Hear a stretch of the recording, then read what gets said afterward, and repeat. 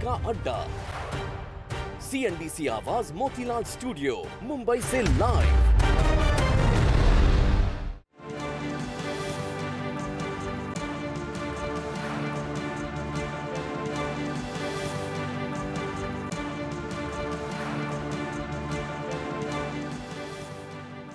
CNBC आवाज़ Motilal Oswal studio में आपका स्वागत है। तैयारी करेंगे कमाई का अड्डा की। भारतीय मार्केट्स में फिर से वही कहानी, मिड कैप्स में शानदार तेज़ी, निफ्टी और बैंक निफ्टी में थोड़ा हायर लेवल्स पर कंसोलिडेशन। लेकिन सबसे पहले हेडलाइंस। फेडरल रिजर्व की ओर से आगे ब्याज दरों में कटौती के संकेतों से बाजार में लगातार तीसरे दिन तेजी। 23481 के हाई के साथ निफ्टी ने बनाया नया शिखर।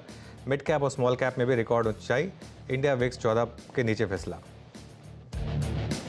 रियल एस्टेट, टेक्नोलॉजी और सरकारी बैंकों में सबसे ज्यादा बढ़त, 9% से ज्यादा के उछाल के साथ वायदे का टॉप गेनर बना आज ओरेकल फाइनेंस। और वहीं रियल एस्टेट कंपनियों में डीएलएफ, गॉदरेज प्रॉपर्टीज 2 से 3% भागे। मोदी 3.0 में प्राइवेट कैपेक्स बढ़ने की उम्मीद से कैपिटल गुड शेयरों में तेजी, 4% उछले डिक्सन, सीमेंस और केईआई, साथ ही एलएनटी, एबीबी और कमिंस में भी रौनक। और नई सरकार से राहत की उम्मीद में चीनी शेयरों में आज दिखी तेजी, 10 से 15% उछले श्री रेणुका, केसीपी, मवाना और शक्ति शुगर जैसे काउंटर्स। चीनी सेक्टर की उम्मीदों पर श्री रेणुका शुगर के मैनेजमेंट से करेंगे आगे बातचीत। स्पेशल सरेंडर वैल्यू पर अनसर्टेनिटी खत्म होने से बीमा शेयरों में रौनक, 3% चढ़ा एचडीएफसी लाइफ, साथ ही एमएफएसएल, आईसीआईसीआई प्रू में भी खरीदारी। आईआरडीआई ने कंपनियों को ज्यादा स्पेशल सरेंडर वैल्यू देने को कहा।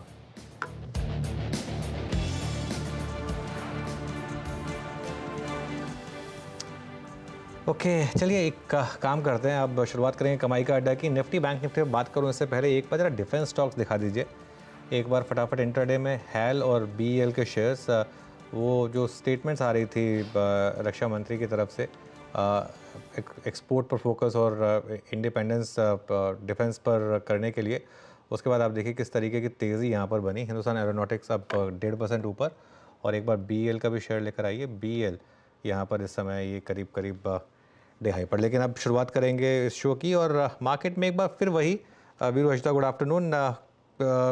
फियर ऑफ हाइट्स इस समय निफ्टी और बैंक निफ्टी पर। निफ्टी बैंक निफ्टी थोड़ा ऊपरी लेवल्स पर यहाँ पर एक पेंच फंस रहा है शायद, लेकिन मिड कैप और स्मॉल कैप यहाँ पर एक clear cut out performance continue कर रही है। ये क्लियरली विजिबल है। निफ्टी में भी मुझे लग रहा है कि किसी भी टाइम पे ब्रेकआउट आ सकता है। अब उसको कौन लीड करेगा?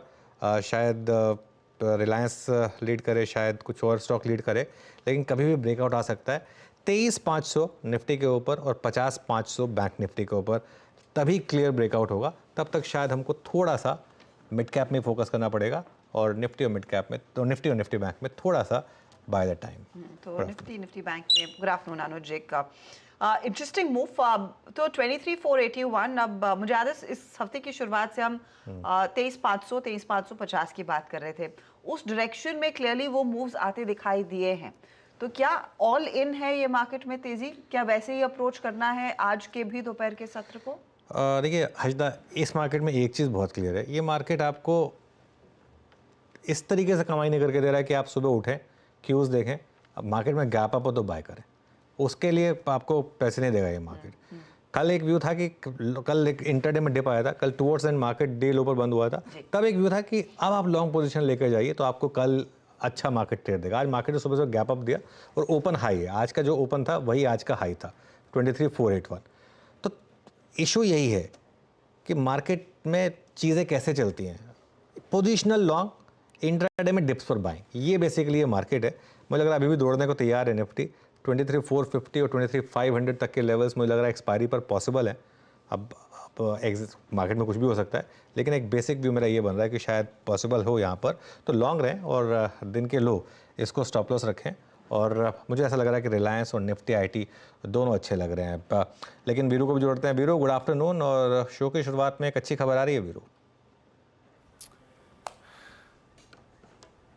बिल्कुल बिल्कुल, वह अद्भुत दिन था।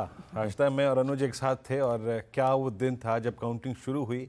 सुबह क्या था, 8 बजे क्या था, और 2 बजे हमने क्या देखा। वो अद्भुत दिन, मंगलवार 4 जून, जी हाँ, जब देश बाजार को भी और कहीं ना कहीं सत्ता पे कौन काबिज होगा उसको देखने के लिए टीवी चैनलों से चिपका हुआ था और उस दिन CNBC आवाज़ ने अपने प्रतिनिधि को एक काफ़ी बड़े फ्रैक्शन से छोड़ा पीछे, लगभग 71.3%। अनुज, बड़ा अद्भुत दिन था और बड़ी खुशी हुई इस बात को जान के कि दर्शकों ने उस दिन आवाज़ पर भरोसा जताया। देखिए बीरू, कांग्रेचुलेशंस कांग्रेचुलेशंस। पीछे पूरी टीम बड़ी मेहनत से काम कर रही है हमारे साथ अनुज। नहीं, मैं एक चीज़ कहूँगा उस दिन का मुझे कोई हैरानी इसलिए भी नहीं है क्योंकि हमारी टीम ने मेहनत बहुत की थी और जो हमारी प्रोडक्शन टीम है उसने जो मेहनत की थी, आई थिंक उस दिन का अगर आप हमारा लुक देखें चैनल का, आई थिंक मैं ये बात दावे के साथ कह सकता हूँ कि हिंदी इंग्लिश सारे चैनल को आप मिला लीजिए, उस समय CNBC आवाज़ उस दिन in terms of looks best था, जो मार्केट को चाहिए था। हमने उस पर फोकस किया था और हमने एक और चीज़ की थी उस दिन, हमने टाइम वाइज ये देखा था कि लोगों को क्या चाहिए। सुबह सुबह गिफ्ट निफ्टी चाहिए, उसके बाद एक पर्टिकुलर लेवल पर NDA की सीटें और UPI इंडिया की सीटें, उसका जब एक बार मामला फंसने लगा तो विद इन दैट NDA में BJP की सीटें खुद की कितनी है, हमने उस पर फोकस किया। किन स्टॉक्स पर बाय बनता है, किन स्टॉक पर सेल बनता है, हमने उस पर फोकस किया और आई थिंक पूरी टीम ने मेहनत की ऑब्वियसली, प्लस हमारे व्यूअर्स ने पूरा का पूरा सपोर्ट किया। इन दिनों में एक चीज़ क्लियर हो जाती है, ऐसे दिनों में जब आप इस तरीके का सपोर्ट देते हैं और ये पूरे नेटवर्क को मिला है, हमारे पूरे नेटवर्क को, कि एक नेटवर्क के साथ एक जुड़ाव है पूरी जनता का। काउंटिंग आवर्स में 8 बजे से लेकर 2 बजे तक का जो टाइम था उसमें CNBC आवाज़ का market share 71.3%, 71.3% market share CNBC आवाज़ का काउंटिंग टाइम पर, जो सबसे क्रूशल टाइम था जिस समय मार्केट में सबसे ज़्यादा मूव आ रहे थे, 8 बजे से लेकर 2 बजे तक का वो मूव है, उसमें 71.3% का मार्केट शेयर था। उस दिन का मार्केट शेयर हमारा 61.7% का है और उस पूरे हफ्ते का मार्केट शेयर 67.3% का है मार्केट आवर्स में। तो और ये मैं फिर से कहूँगा कि एक जो जनता का कॉन्फिडेंस है क्लियरली हमारे ऊपर वीक आफ्टर वीक ये रहा है। देखिए, हम बहुत ज़्यादा इन नंबर्स की बातचीत अब करते नहीं हैं, लेकिन कई बार ज़रूरी हो जाता है क्योंकि कहते हैं ना कि मेरी खामोशी को कहीं मेरी कमज़ोरी मत समझ लेना। कई बार वो हो जाता है कि क्योंकि हम वीक ऑन वीक या रोज़, अब नंबर्स थर्सडे को आ गए, आपने वो दिखा दिए, उसके बाद ज़रूरी नहीं ना कि उसको पूरे हफ्ते उसका ढोल पीटा जाए। लेकिन क्या होता है कि क्योंकि कई बार कंपटीशन की तरफ से वो ढोल पीटा जाता है तो लोगों को लगता है कि कहीं आप पीछे तो नहीं हो गए। तो ये दिखाने के लिए आज मैंने सोचा कि एक बार बता देते हैं कि भाई चलिए बता देते हैं क्या हुआ है एग्जैक्ट नंबर्स। और ये बाग का डेटा है, ये किसी इस नंबर में कोई काट छांट वगैरह कुछ नहीं की गई है, ये एज इट इज़ डेटा है। तो अगर किसी को जाके देखना है वो बाग से भी कंफर्म कर सकता है। 71.3% का मार्केट शेयर उस दिन हमारा काउंटिंग वाले दिन मार्केट आवर्स में, जो मेरे ख्याल से हम कहते हैं बजट सबसे इंपॉर्टेंट दिन है, बट ये तो 5 साल में एक बार आता है। तो उस तरीके का मार्केट शेयर हमारा हमने हासिल किया और उस दिन बहुत लोगों का बहुत पैसा लगा था। ठीक है ना, काफी पैसा दांव पे लगा था। मुझे याद है जब हम लोगों से बात कर रहे थे अनुज, ऑनेस्टली मार्केट में जिस तरह का क्रैश था, मायूसी थी, लेकिन उस मायूसी में भी अपॉर्चुनिटीज पहचानना और पैनिक नहीं करना, वो आई थिंक सबसे इंपॉर्टेंट था। आई डोंट थिंक हम में से किसी ने पैनिक किया हो कि ना टूट रहा है बिखर गया है, क्या होगा। वैसी कमेंट्री इस चैनल पर आपको नहीं सुनाई। एग्जैक्टली। और मैं तो इनफैक्ट ये मैं बता रहा हूँ, मैंने तो इनफैक्ट अपनी टीम को एक ये उस दिन एक गाइडलाइन भी दी थी कि प्लीज़ बहुत ज़्यादा नेगेटिव कमेंट्री से बचें। आपको याद होगा उस दिन रामदेव अग्रवाल शो पर आए थे, उन्होंने कहा था मैं तो आज ले रहा हूँ, मैं तो अभी ले रहा हूँ। उन्होंने तो ये बात भी कही थी, मैंने उस दिन भी ये बात बोली थी कि ये बहुत बड़ा वोट ऑफ कॉन्फिडेंस है। और ऐसे बहुत लोग, ऐसे बहुत चैनल पर बड़े बड़े लोग आए जिन्होंने उस दिन बोला कि हम तो आज ले रहे हैं। ठीक है, आई थिंक ये चीज़ें होती हैं जो कॉन्फिडेंस दिखाती हैं। और एक और चीज़ बोलूँ, पर्सनली मैं ये चीज़ कहूँगा कि हाँ, थोड़ा सा एक डिसअपॉइंटमेंट इस चीज़ का ज़रूर था कि कुछ लोग एग्जिट पोल में के एग्जूबरेंस में आके जो फंस गए थे, उन्होंने अगर उसी दिन बेच दिया तो उनका लॉस हुआ होगा। लेकिन एक चीज़ बहुत क्लियर थी, एक लाइन हमेशा ली गई कि अगर आप मार्केट में लॉन्ग टर्म इन्वेस्टर हैं तो आपको इस चीज़ से फ़र्क नहीं पड़ना चाहिए कि इलेक्शन रिजल्ट थोड़ा सा इधर है थोड़ा सा उधर है। मतलब बीजेपी की, अब कई लोग कहते थे जैसे फॉर एग्जांपल कि 240 हैं या 260 हैं या वोटिंग परसेंटेज इधर है उधर है, लेकिन उससे कुछ फ़र्क नहीं पड़ता। आपके इन्वेस्टमेंट डिसीजन इसके बेसिस पर नहीं हो सकते कि वोटिंग परसेंटेज इधर है या उधर है। तो ऐसे ही आपका ये इन्वेस्टमेंट डिसीजन इस बेसिस पर नहीं हो सकता कि बीजेपी की 260 आएंगी या 250 आएंगी, उससे कुछ फ़र्क नहीं पड़ता। आई थिंक उसके बाद से जिस तरीके से मार्केट ने रैली की, वो एक और कॉन्फिडेंस दिखा रहा है कि अगर उस दिन आप आवाज़ के साथ जुड़े रहे थे और अगर आपने पैनिक नहीं किया था उस दिन, तो मार्केट ने आपको भरपूर पैसा बना के दिया। पैसा उस दिन सिर्फ उन लोगों का गया हर्षदा जो पैनिक में बेच गए, उस दिन पैनिक में जो लोग बेच गए उन्होंने किया। लेकिन ये जो व्यूअरशिप है ना, ये एक और चीज़ का मुझे टेस्टमेंट दे रही है। मैं अब यहाँ से एक ओवरऑल व्यू लेकर चल रहा हूँ कि यहाँ से मेरी कोशिश रहेगी कि ठीक है ट्रेडिंग करें लोग, लेकिन ज़्यादा फोकस करें वेल्थ क्रिएशन पर, ज़्यादा फोकस करें स्टॉक्स को लॉन्ग टर्म में होल्ड करने पर, अच्छे स्टॉक्स को पैनिक पे बाय करने पर, अच्छे स्टॉक्स को डिप्स पे बाय करने पर, क्योंकि उससे आपका ज़्यादा बड़ा पैसा बनता है, उससे आपकी बड़ी वेल्थ बनती है। तो इसके लिए इस चीज़ के ऊपर अब मैं फोकस करने वाला हूँ। और ये जो नंबर्स हैं ये इसी का टेस्टामेंट है। अब तक मुझे लगता था कि नहीं बहुत सिर्फ ट्रेडिंग की मार्केट है, सिर्फ ट्रेडिंग की मार्केट है, ऐसा नहीं है। ये पिछले हफ्ते के जो नंबर्स हैं उनसे ये चीज़ भी क्लियर हो गई कि लोगों को एक ओवरऑल व्यू भी चाहिए इन्वेस्टमेंट पर्पज से। ये भी मेरे लिए एक अच्छी चीज़ लग रही है। और एक और चीज़ वीरू, आपकी वो टाई बदलने का शायद टोटका काम आ गया। जोक्स अपार्ट, लेकिन नहीं हाँ वीरू ने टाई बदली थी बिल्कुल। वीरू और आशीष करीब ठीक। आशीष और मैंने एग्जैक्टली मुझे मालूम है 21,880 पे टाई और अपना पॉकेट स्क्वायर बदल लिया था। मैं कहता बस यार दैट्स इनफ, लाल वाला उतारो, ग्रीन पहना, तो ठीक है वो टोटका भी काम करेगा थोड़ा सा। चलिए कांग्रेचुलेशंस आप दोनों को और हमारी पूरी तो टीम को। मोस्ट इम्पोर्टेंटली वीरू, हमारे दर्शकों का बहुत बहुत धन्यवाद देना चाहिए, क्योंकि इस बड़े दिन जनरल चैनल्स छोड़कर वो हमारे साथ थे, क्योंकि उस दिन वो पॉलिटिकल कवरेज ज़्यादा राइट कर रही थी, और वो भी एक काफ़ी बड़ा सिग्नल है कि काम के बाद पॉलिटिकल बड़ी खबरें और साथ ही साथ ऑफ कोर्स मार्केट के एनालिसिस, जो आपको सब कुछ CNBC आवाज़ पर ही मिलता है। बिल्कुल, चलिए अब एक काम करिए, एक बार फिर से दर्शकों का बहुत बहुत शुक्रिया और इंडिसेस पे लौटते हैं। अभी इन कमेंट्री आपने भी सुनी, निफ्टी बैंक की 2-3 स्टॉक्स रखता हूँ आपकी स्क्रीन पे जो कि अच्छा कर रहे हैं आपकी स्क्रीन पे। देखिए इंडेक्स भले ही बैकफुट पे लौटा है, लेकिन 2-3 स्टॉक्स सुबह, एक तो ओरेकल फाइनेंशियल्स का जिक्र हुआ था, वो एक 10% का मूव दे चुका है, मैं दोबारा उसको नहीं यहाँ पे रिपीट करूँगा। बट एट 9610 9610 ये आज अपने करियर के हाईएस्ट लेवल पे ट्रेड करता हुआ। प्लेसमेंट और जिन स्टॉक्स की बहुत अच्छी है, उसमें मैं एक फार्मा स्टॉक का जिक्र करना चाहूँगा, दैट्स दिवीज लैब, ऑलमोस्ट इस दौर के हाईएस्ट क्लस्टर पे, और अब 21 मार्च 2022 के हाईस को काटता हुआ है। एक इस स्टॉक पे नजर रखिएगा। और तीसरा है आदित्य बिरला कैपिटल, करीब 240 पे, 240 245 की स्ट्राइक्स पे जिस प्रकार का कामकाज हो रहा है, जिस प्रकार का OI बिल्डअप है, और ऑलमोस्ट ये क्लॉज ये स्टॉक जो है ये एक फ्लैग के ब्रेकआउट की तैयारी पे ऑलमोस्ट अपना अप्रैल 2024 का हाई क्रॉस करता हुआ। तो एक ये स्टॉक, तो ओरेकल फाइनेंशियल्स वो सुबह अपना जोहर दिखा चुका है, लेकिन स्टैट्स अभी भी स्ट्रांग है, दिवीज लैब और एक आदित्य बिरला कैपिटल। अनुज बिल्कुल। और बीरू सुबह ओरेकल की बात हुई थी, ओरेकल आज सुबह एक लग रहा था कि मूव आएगा इसमें, और जहाँ हमने इसको पिक किया 8900 पे हमने इसको पिक किया था, उसके बाद से 700 रुपये का move. Frankly hand on heart मुझे भरोसा नहीं था कि एक ही दिन में ये पूरा इस तरीके से टारगेट आ जाएगा। सुबह सचिन ने 9600 के टारगेट लिए थे, और 9600 के भी टारगेट आए। देखिए बाकी सब चीज़ें तो हम बता चुके हैं आपको कि क्यों ये स्टॉक भाग रहा है। इसमें मैं अब एक और रीज़न जोड़ देता हूँ, ओरेकल फाइनेंशियल के जो स्टॉक में इतनी बड़ी रैली आई, उसमें एक और रीज़न जोड़ देता हूँ, फ्री फ्लोट का। आप इसका शेयर होल्डिंग पैटर्न लेकर आइए एक बार। इसके शेयर होल्डिंग पैटर्न में आप एक बहुत इंटरेस्टिंग चीज़ देखेंगे, 72% प्रमोटर के पास है, और इसका प्रमोटर कौन है? Foreign promoter, 72.5%। म्यूचुअल फंड के पास करीब 6% है, FIIs के पास करीब और 6% है, और बाकी 3.4% कॉर्पोरेट बॉडीज़ वगैरह उन सब के पास है। कुल मिला के फ्री फ्लोट जो मार्केट में बचा है वो सिर्फ 10% है। तो ये पूरा का पूरा खेल इस 10% में ही होना है।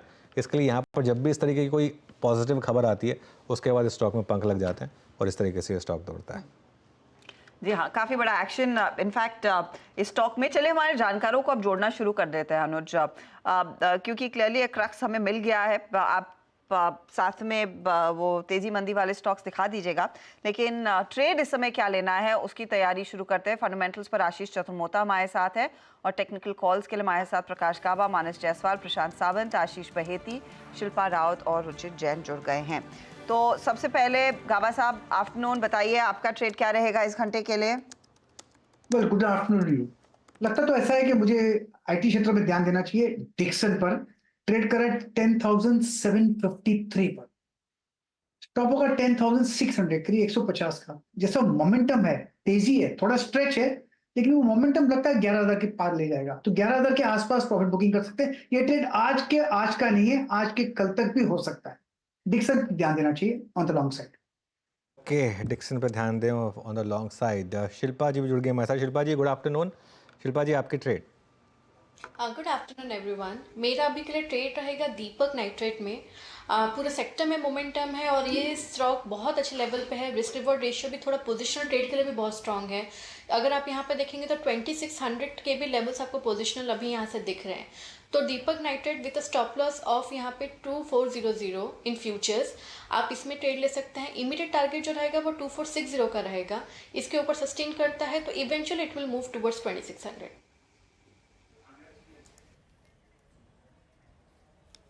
ओके, तो प्रकाश सर का ट्रेड हो गया यहाँ पे डिक्सन दीपक नाइट्राइट 2411 पे ये शिल्पा जी का ट्रेड। मैं बात जिस को एम्फेसाइज करना जा रहा था, अभी अनुज ने ओरेकल फाइनेंशियल्स का जिक्र किया।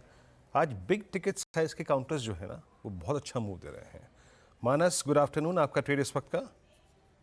Good afternoon Virendra ji. तो देखिए इंश्योरेंस कंपनीज डेफिनेटली आज लाइमलाइट में है और उनमें से एक आईसीआईसीआई प्रू लाइफ भी अब हो गया है, क्योंकि स्टॉक ने अभी कुछ मिनटों पहले एक फ्रेश ब्रेकआउट दिया। 590 का अहम आंकड़ा जो वहां पर रेजिस्टेंस था, स्टॉक ने उसको ब्रीच किया है। आई थिंक आईसीआईसीआई प्रू लाइफ में करंट लेवल्स पर खरीदारी करनी चाहिए। 584 के स्टॉप लॉस से आप खरीदारी कर सकते हैं। टारगेट आपके 602 रुपए तक के हो सकते हैं आईसीआईसीआई प्रू लाइफ में। ऑप्शन में अगर ट्रेड लेना चाहें तो 590 वाला कॉल ऑप्शन जो 13 रुपए पे ट्रेड हो रहा है, वहां पर आप 9 रुपए के स्टॉप लॉस खरीदारी करिए और 21 रुपए के टारगेट से करिए। ओके, चलिए आशीष बेदी के पास चलते हैं। आशीष जी गुड आफ्टरनून, आपका ट्रेड क्या रहेगा? Good afternoon Amit ji, good afternoon everyone. Amit ji मेरा जो ट्रेड रहेगा वो इंडियन होटल्स पे खरीदारी की सलाह रहेगी। एक राइजिंग चैनल में इंडियन होटल्स ट्रेड कर रहा है और जिस हिसाब से अपने डे हाई के पास में अब आ चुका है वापस, हमें लग रहा है यहाँ से एक अच्छा स्विंग देखने मिल सकता है। तो 585 के स्टॉप लॉस लगाकर खरीदारी की सलाह रहेगी। 605 का पहला टारगेट एंड 615 के सेकंड टारगेट के लिए। ओके तो ये फिलहाल आपके लिए 615 के लिए इंडियन होटल एक पिक 1.25% के गेंस देखने को मिल रहे हैं। रुचित गुड आफ्टरनून, आपका trade. Very good afternoon Arshada ji, very good afternoon to everyone. Well Glenmark Pharma में खरीदारी की सलाह है। सो एक अच्छा अप ट्रेंड हमने रिसेंटली भी ये स्टॉक में देखा है और 2 से 4 दिन का कंसोलिडेशन करके ये स्टॉक ने आज फिर से अप मूव का रिजम्पशन दिया है। सो प्राइस वॉल्यूम एक्शन भी काफी स्ट्रॉन्ग है। ये देख के लग रहा है कि जस्ट जो प्रीवियस अप ट्रेंड हमने देखा है वो आगे और कंटिन्यू रहेगा। करंट लेवल से 1200 के स्टॉप लॉस से खरीदारी करें, 1260 के अराउंड के टारगेट्स के लिए।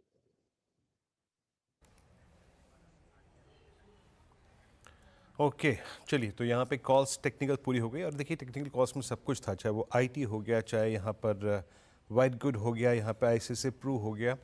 अब आते हैं फंडामेंटली बाजार में क्या पिक करना है। इस वक्त आशीष शत्रुमोता हमारे साथ जुड़ चुके हैं जेम फाइनेंशियल्स से। आशीष नमस्कार, कार्यक्रम में स्वागत है आपका।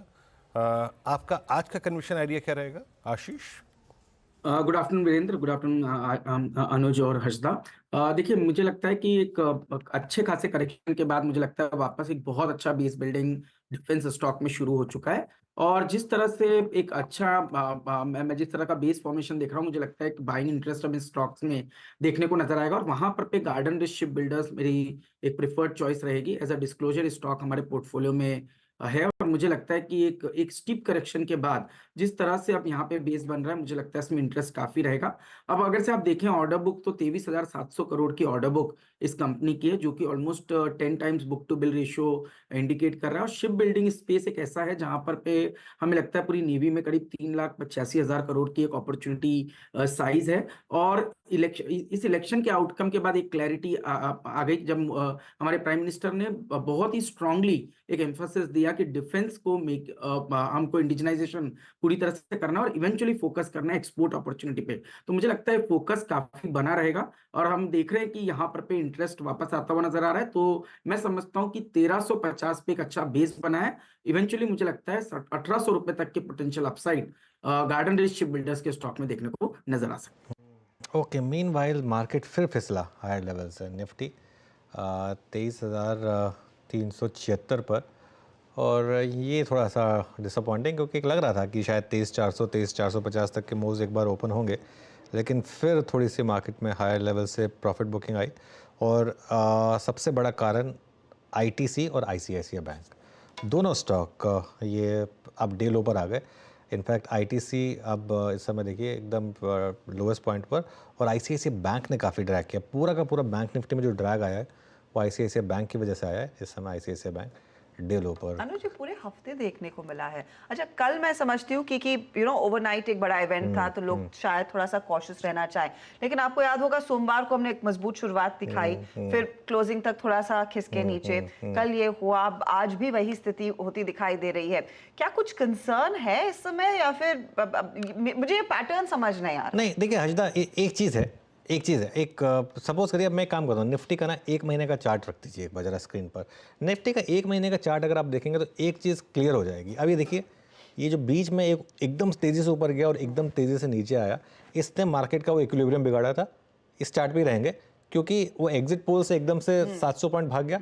उसके बाद जब वो गिरा, निफ्टी एकदम से 1500 पॉइंट गिर गया था, उसकी वजह से उसके बाद अगले 3-4 दिन में फिर वापस पुल बैक किया। अब अगर आप इस फेज़ को निकाल दें, इस फेज़ को हटा दें, इस चार्ट में से ये वाला फेज़ हटा दें, तो एक सिंपल लाइन आप ड्रॉ कर सकते हैं। मार्केट उसी तरीके से चल रहा है, बस बीच में ये फेज़ आ गया। तो हो क्या गया था, वो जो हम पिछले 4-5 दिन की रैली थे ना, उससे थोड़े से बिगड़ गए थे, ये सोचकर कि मार्केट बस यही वन वे चल रहा है। मार्केट ने वो कुछ नहीं किया था। उससे पहले जो 2-3 दिन का इक्विलिब्रियम खराब हुआ था, जो बिटवीन एग्जिट पोल और फाइनल पोल का जो डिफरेंशियल था, मार्केट ने बस उसको सुलटाया था। उसके अलावा बिल्कुल ठीक है मार्केट। और 23,500 पर मंथली बेसिस पर बहुत बड़ा कॉल राइटर बैठा है, और वो कॉल राइटर पोजीशन छोड़ ही नहीं रहा है। इनफैक्ट उसने तो पोजीशन एग्जिट पोल वाले दिन भी नहीं छोड़ी थी, जिस दिन मार्केट इतनी तेजी से था और इतनी तेजी से भागा था। तो वो मुझे लग रहा है कि अब मार्केट ने एक नॉर्मल अपनी चाल चल दी है। अब मार्केट यहाँ से ट्रिगर की वेट कर रहा है। अब यहाँ से मार्केट को एक ट्रिगर चाहिए, लेकिन अगर कोई ट्रिगर आया और मार्केट ने अगर 23,500 निकाल दिया और 23,500 का आप ऊपर बंद हो गए, तो 24,000 का मूव बहुत फास्ट होगा मार्केट में। बस ट्रिगर चाहिए इस समय मार्केट को। और एक चीज़, एफआई की सेलिंग अभी भी बैंक निफ्टी में इम्पैक्ट डाल रही है। भले ही उसका इम्पैक्ट ओवरऑल मार्केट पे ना हो, लेकिन क्योंकि बैंकों में, एचडीएफसी बैंक में, आईसीआईसीआई बैंक में इतनी बड़ी फॉरेन होल्डिंग है कि उसका इम्पैक्ट आ रहा है। तो जिसे कहते हैं ना, अगर एक पहिया पंक्चर है तो गाड़ी स्लो तो होगी ना, मतलब गाड़ी को चलने के लिए चारों पहिए चाहिए, तो एक पंक्चर के साथ नहीं चल सकती। कम हवा हो अलग बात है, लेकिन इस समय पंक्चर पड़ा है बैंक निफ्टी, ये प्रॉब्लम हो रही है यहाँ पर। 2% नीचे इस समय आप देख रहे हैं कुछ स्टॉक्स फिसलते हुए। अच्छा, आशीष चतुर्मोता हमारे साथ हैं। ये ब्रॉडर मार्केट की बात कर रहे थे हम। निफ्टी बैंक जो अब 36 पॉइंट नीचे आ चुका है। लेकिन आशीष, ओरेकल फाइनेंशियल सर्विसेज, जैसे इस कार्यक्रम की शुरुआत में भी अनुज ने मेंशन किया, एक बहुत तगड़ा ट्रेंड। कल ये स्टॉक 3-4% तक के गेंस दिखा रहा था, लेकिन आज वो बड़ा मूव आया है। ये जो ओरेकल कॉर्पोरेशन यूएस में वो बड़े एआई और क्लाउड इंफ्रास्ट्रक्चर के ऑर्डर्स बैक कर रहा है, कितना ट्रांसफर हो सकता है वो बिजनेस? क्योंकि 50% रेवेन्यू हम सब जानते हैं ओरेकल कॉर्पोरेशन और उसकी सब्सिडरी से ओएफएसएस के हाथ में आता है, लेकिन इस पर्टिकुलर थीम में ये स्टॉक कैसा बैठ रहा है? इज इट ओनली सेंटिमेंटल, या फिर आप कुछ फ्लो देख रहे हैं कारोबार का? बिल्कुल, तो हर्षदा, सबसे पहले तो ऐसा डिस्क्लोजर कि स्टॉक हमारे पोर्टफोलियो में है और इसकी चर्चा हमने पिछले एक हफ्ते में 2 बार आपके शो पे भी की, कल भी की थी।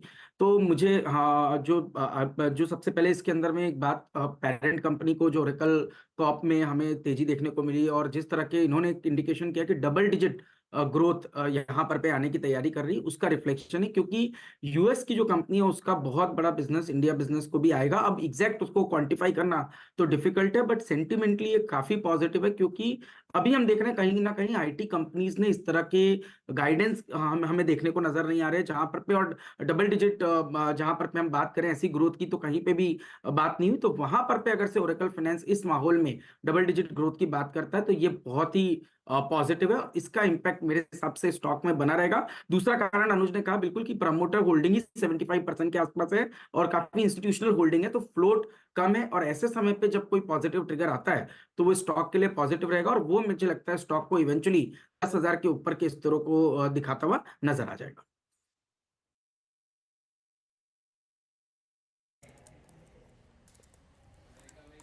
ओके, आपकी स्क्रीन पर आप देखें ये पूरा एनालिसिस ओरेकल फाइनेंशियल्स पे, और ओरेकल फाइनेंशियल्स आज अब इस वक्त ऑलमोस्ट 10% को स्ट्राइक करने जा रहा है, और दैट मीन्स उसके बाद एक छोटे से कूलिंग ऑफ पीरियड में चला जाएगा, 10% का कूलिंग ऑफ। बहरहाल एक और चीज़ मांग की गई थी सुबह सुबह, और वो था कि ओरेकल फाइनेंशियल्स यानी आईटी जिसने बहुत अच्छा लीड लिया था, उसके बाद कैपिटल गुड्स ने वो बड़ा अच्छा लिया था।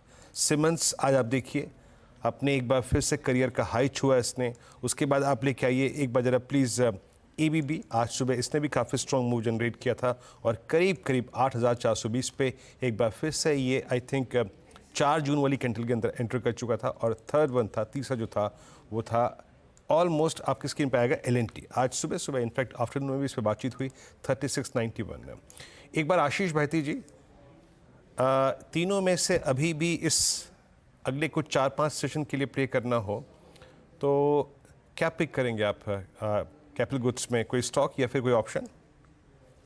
जी वीरेंद्र जी, LNT तो सर्टनली एक प्रेफर्ड चॉइस रहेगी, क्योंकि जिस हिसाब से पिछले 7 से 8 ट्रेडिंग कैंडल्स बनी है, सब में हायर हाइस के पैटर्न बन रहे हैं, और जिस स्ट्रेंथ दिखा रहा जो है जिस पे इसमें LNT हमें लग रहा है वेल प्लेस्ड है 3800 तक का जोन दिखाने के लिए। तो खरीदारी की सलाह रहेगी LNT में। जो स्टॉप लॉस में मेंटेन करना है वो 3630 का एक SL मेंटेन करे। अगर इसी को ऑप्शन के थ्रू खेलना है 680 का ऑप्शन में खरीदारी की सलाह रहेगी। 57 रुपीज़ के करीब ये चल रहा है। जो स्टॉप लॉस में मेंटेन करना है 49 का एक करीब का एक SL मेंटेन करना है। हमें लगता है इसमें 70 रुपये तक के टारगेट्स देखने मिल सकते हैं। दूसरा जो स्टॉक हमें अच्छा लग रहा है स्पेस में वो कमिंस का, इसका भी सेटअप काफ़ी अच्छा और थोड़ा सा पॉज में है, बट हमें लग रहा है कि इसमें भी एक ब्रेकआउट आने के बाद 3900 तक के लेवल्स दिखा सकता है। तो कमिंस में भी खरीदारी की सलाह है। जो स्टॉप लॉस इसमें मेंटेन करना है वो 3600 के करीब का एक SL मेंटेन करें। ओके, चलिए अब एक काम करते हैं, इसी स्पेस पर रहते हैं। यहाँ पर UBS ने भी एक सेक्टर रिपोर्ट पेश की है, इसकी वजह से भी काफ़ी एक्शन है। यतिन के पास चलते हैं और जानते हैं कि क्यों है ये स्टॉक्स एक्शन में। Yatin, good afternoon. Good afternoon. और पहले जो बात करें तो काफ़ी सारी कंपनीज कमेंट्री दे रही हैं। LNT की येस्टरडे एनुअल रिपोर्ट आई और एनुअल रिपोर्ट में प्राइवेट केपेक्स पिकअप होने की कंपनी ने बात की है। तो कहीं ना कहीं जो गवर्नमेंट केपेक्स पे भी डिपेंडेंसी है वो रिड्यूस होगी और प्राइवेट सेक्टर की तरफ से आपको मोमेंटम आता हुआ दिखाई पड़ सकता है। इसके अलावा क्यूमिंस की बात करें तो यहाँ ओवरऑल डोमेस्टिक डिमांड को लेकर भी पॉजिटिव कमेंट्री थी, खास करके railway, data centre, real estate से जो डिमांड आ रही है इनके प्रोडक्ट्स के लिए वो भी काफ़ी अच्छी है। BHEL की बात करें तो इसी हफ्ते 7000 करोड़ रुपए के ऑर्डर्स अनाउंस किए। 3500 करोड़ का ऑर्डर अदानी ग्रुप से और मिर्ज़ापुर पावर प्लांट से भी लगभग 3500 करोड़ का ऑर्डर आया। तो ऑर्डर इनफ्लो भी काफ़ी मजबूत है सेक्टर में। और UBS की अगर हम बात करें तो UBS का मानना यह है कि इलेक्शन के बाद जो सरकार की नीति थी मोदी 3.0 में वही रिपीट होगा, तो पॉलिसी के साइड से काफ़ी स्थिरता रहेगी। एबिटा अगर हम बात करें तो अक्रॉस द बोर्ड एक्सपेक्ट कर रहे हैं कि मोमेंटम रहेगा। 18 से 19% की CAGR बेसिस पे ग्रोथ भी रहेगी इंडस्ट्रियल और इंफ्रास्ट्रक्चर सेक्टर में। और अर्बन इंफ्रास्ट्रक्चर, खास करके प्राइवेट केपेक्स, डिफेंस, मोबिलिटी, इन सभी सेगमेंट्स में काफ़ी शानदार तरीके से आपको ऑर्डर विंस आते हुए दिखा पड़ सकते हैं आने वाले क्वार्टर्स में। और इनके टॉप पिक में जो पैकिंग ऑर्डर है वो है CG पावर, HAL और उसके बाद ABB। ओके, बिल्कुल यतिन, बहुत बहुत शुक्रिया। तो खैर इन स्टॉक्स पर हमने अभी डिटेल में चर्चा की। अब एक काम करते हैं, आगे बढ़ते हैं। शुगर्स एक और सेक्टर है जहाँ पर शानदार तेज़ी है। इस हफ्ते कुछ शेयर 15 से 20% दौड़ चुके हैं। दरअसल इंडस्ट्री को लगता है कि सरकार आने वाले दिनों में एथेनॉल की कीमतें बढ़ा सकती है। शुगर सेक्टर की तस्वीर समझने के लिए हमारे साथ श्री रेणुका शुगर्स के एग्जीक्यूटिव चेयरमैन अतुल चतुर्वेदी जुड़ गए हैं। Atul ji, good afternoon. एक पिछले साल ऑब्वियसली एक थोड़ा सा एक फैक्टर आया था जब एक गवर्नमेंट ने डायरेक्टिव दिया था एथेनॉल को लेकर, और एक वो सब कंपनीज मान रहे थे कि वो शायद एक टेम्परेरी था, इलेक्शन की वजह से था। आप क्या ये माने कि since elections are out the way अब वापस सेक्टर के लिए एक कुछ पॉजिटिव डेवलपमेंट्स देखने को मिलेंगे? आप बिल्कुल दुरुस्त कह रहे हैं। इनफैक्ट दिसंबर में जब ये डिसीजन आया था गवर्नमेंट का कि आप केन जूस से और बी हैवी से एथेनॉल नहीं बना सकते हैं, तो वो हम लोगों के लिए वज्रपात की तरह था। तो इनफैक्ट इससे इंडस्ट्री को काफ़ी नुकसान हुआ इन द सेंस कि शुगर का प्रोडक्शन बढ़ गया, हम लोगों का ब्याज डेफिनेटली बढ़ गया। सो ऑल दीज फैक्टर्स, और जहाँ तक चीनी की दामों का सवाल है, वो दाम तो बिल्कुल ही कंट्रोल में रहे। तो मैं समझता हूँ वो कुछ थोड़ा गवर्नमेंट का ऐसा अंदाजा था कि शायद प्रोडक्शन चीनी का कम होगा, जो कि बाद में मालूम पड़ा कि वो कम नहीं हुआ। तो वो हम लोगों के लिए एक थोड़ा तकलीफदेह चीज थी। अब चूंकि ये ऑनरेबल मिनिस्टर साहब ने परसों अनाउंस किया है कि गवर्नमेंट कमिटेड है 20% ब्लेंडिंग अचीव करने के लिए 2025 में, मैं समझता हूँ ये एक जिसको कहते हैं ना विफ ऑफ फ्रेश एयर। तो हम लोगों को ऐसा लगता है कि शायद आने वाले दिनों में जो हेडविंड्स क्रिएट हो गए थे कैपेसिटी यूटिलाइजेशन के, वो डेफिनेटली छटेंगे और इंडस्ट्री में थोड़ा बहुत सुधार आएगा definitely, and it is positive for industry. और ये भी एक चीज रिटरेट करता है कि गवर्नमेंट इज आल्सो कमिटेड, जैसे अपने प्राइम मिनिस्टर साहब का कहना है, ऑन कार्बन न्यूट्रलिटी। तो ये सब चीजें पॉजिटिव हैं, इंडस्ट्री के लिए भी पॉजिटिव ही हैं। बिल्कुल इंडस्ट्री के लिए पॉजिटिव है। और बहुत टाइम के बाद मैंने ये शब्द सुना वज्रपात, मुझे याद है बहुत पहले मैं पढ़ता था और शायद रामायण या महाभारत में इसका जिक्र होता था, तो वो मेमोरीज मेरी एकदम से आपने याद करा दी, उसके लिए बहुत बहुत शुक्रिया। अच्छा, क्या एथेनॉल की प्राइसेस में इंक्रीमेंट भी पॉसिबल है आने वाले दिनों में? नहीं, पॉसिबल नहीं है, ये होना ही जरूरी है, क्योंकि देखिए जो इंक्रीमेंट पहले जो अभी इन दिनों जो एथेनॉल सप्लाई किया उसमें भी रेट इंक्रीज इंडस्ट्री की डिमांड है, और आने वाले दिनों में अगले सीजन में as it is higher FRP already announced है। तो मेरा ये मानना है, हम लोग का इंडस्ट्री की तरफ से गवर्नमेंट से ये इल्तिजा भी है कि आज जो आप मेज एथेनॉल को प्राइस दे रहे हैं जो कि रफली अबाउट 72 रुपए लीटर है, तो कोई कारण नहीं है कि शुगर जूस के एथेनॉल को 65 रुपए रखा जाए और बी हेवी मोलासिस का 60 रुपए रखा जाए और सी मोलासिस से बने वो 56 रुपए। तो मैं समझता हूँ इन सब में इजाफा होना लाजिमी भी है, और शायद गवर्नमेंट इस तरफ तवज्जो भी दे रही है।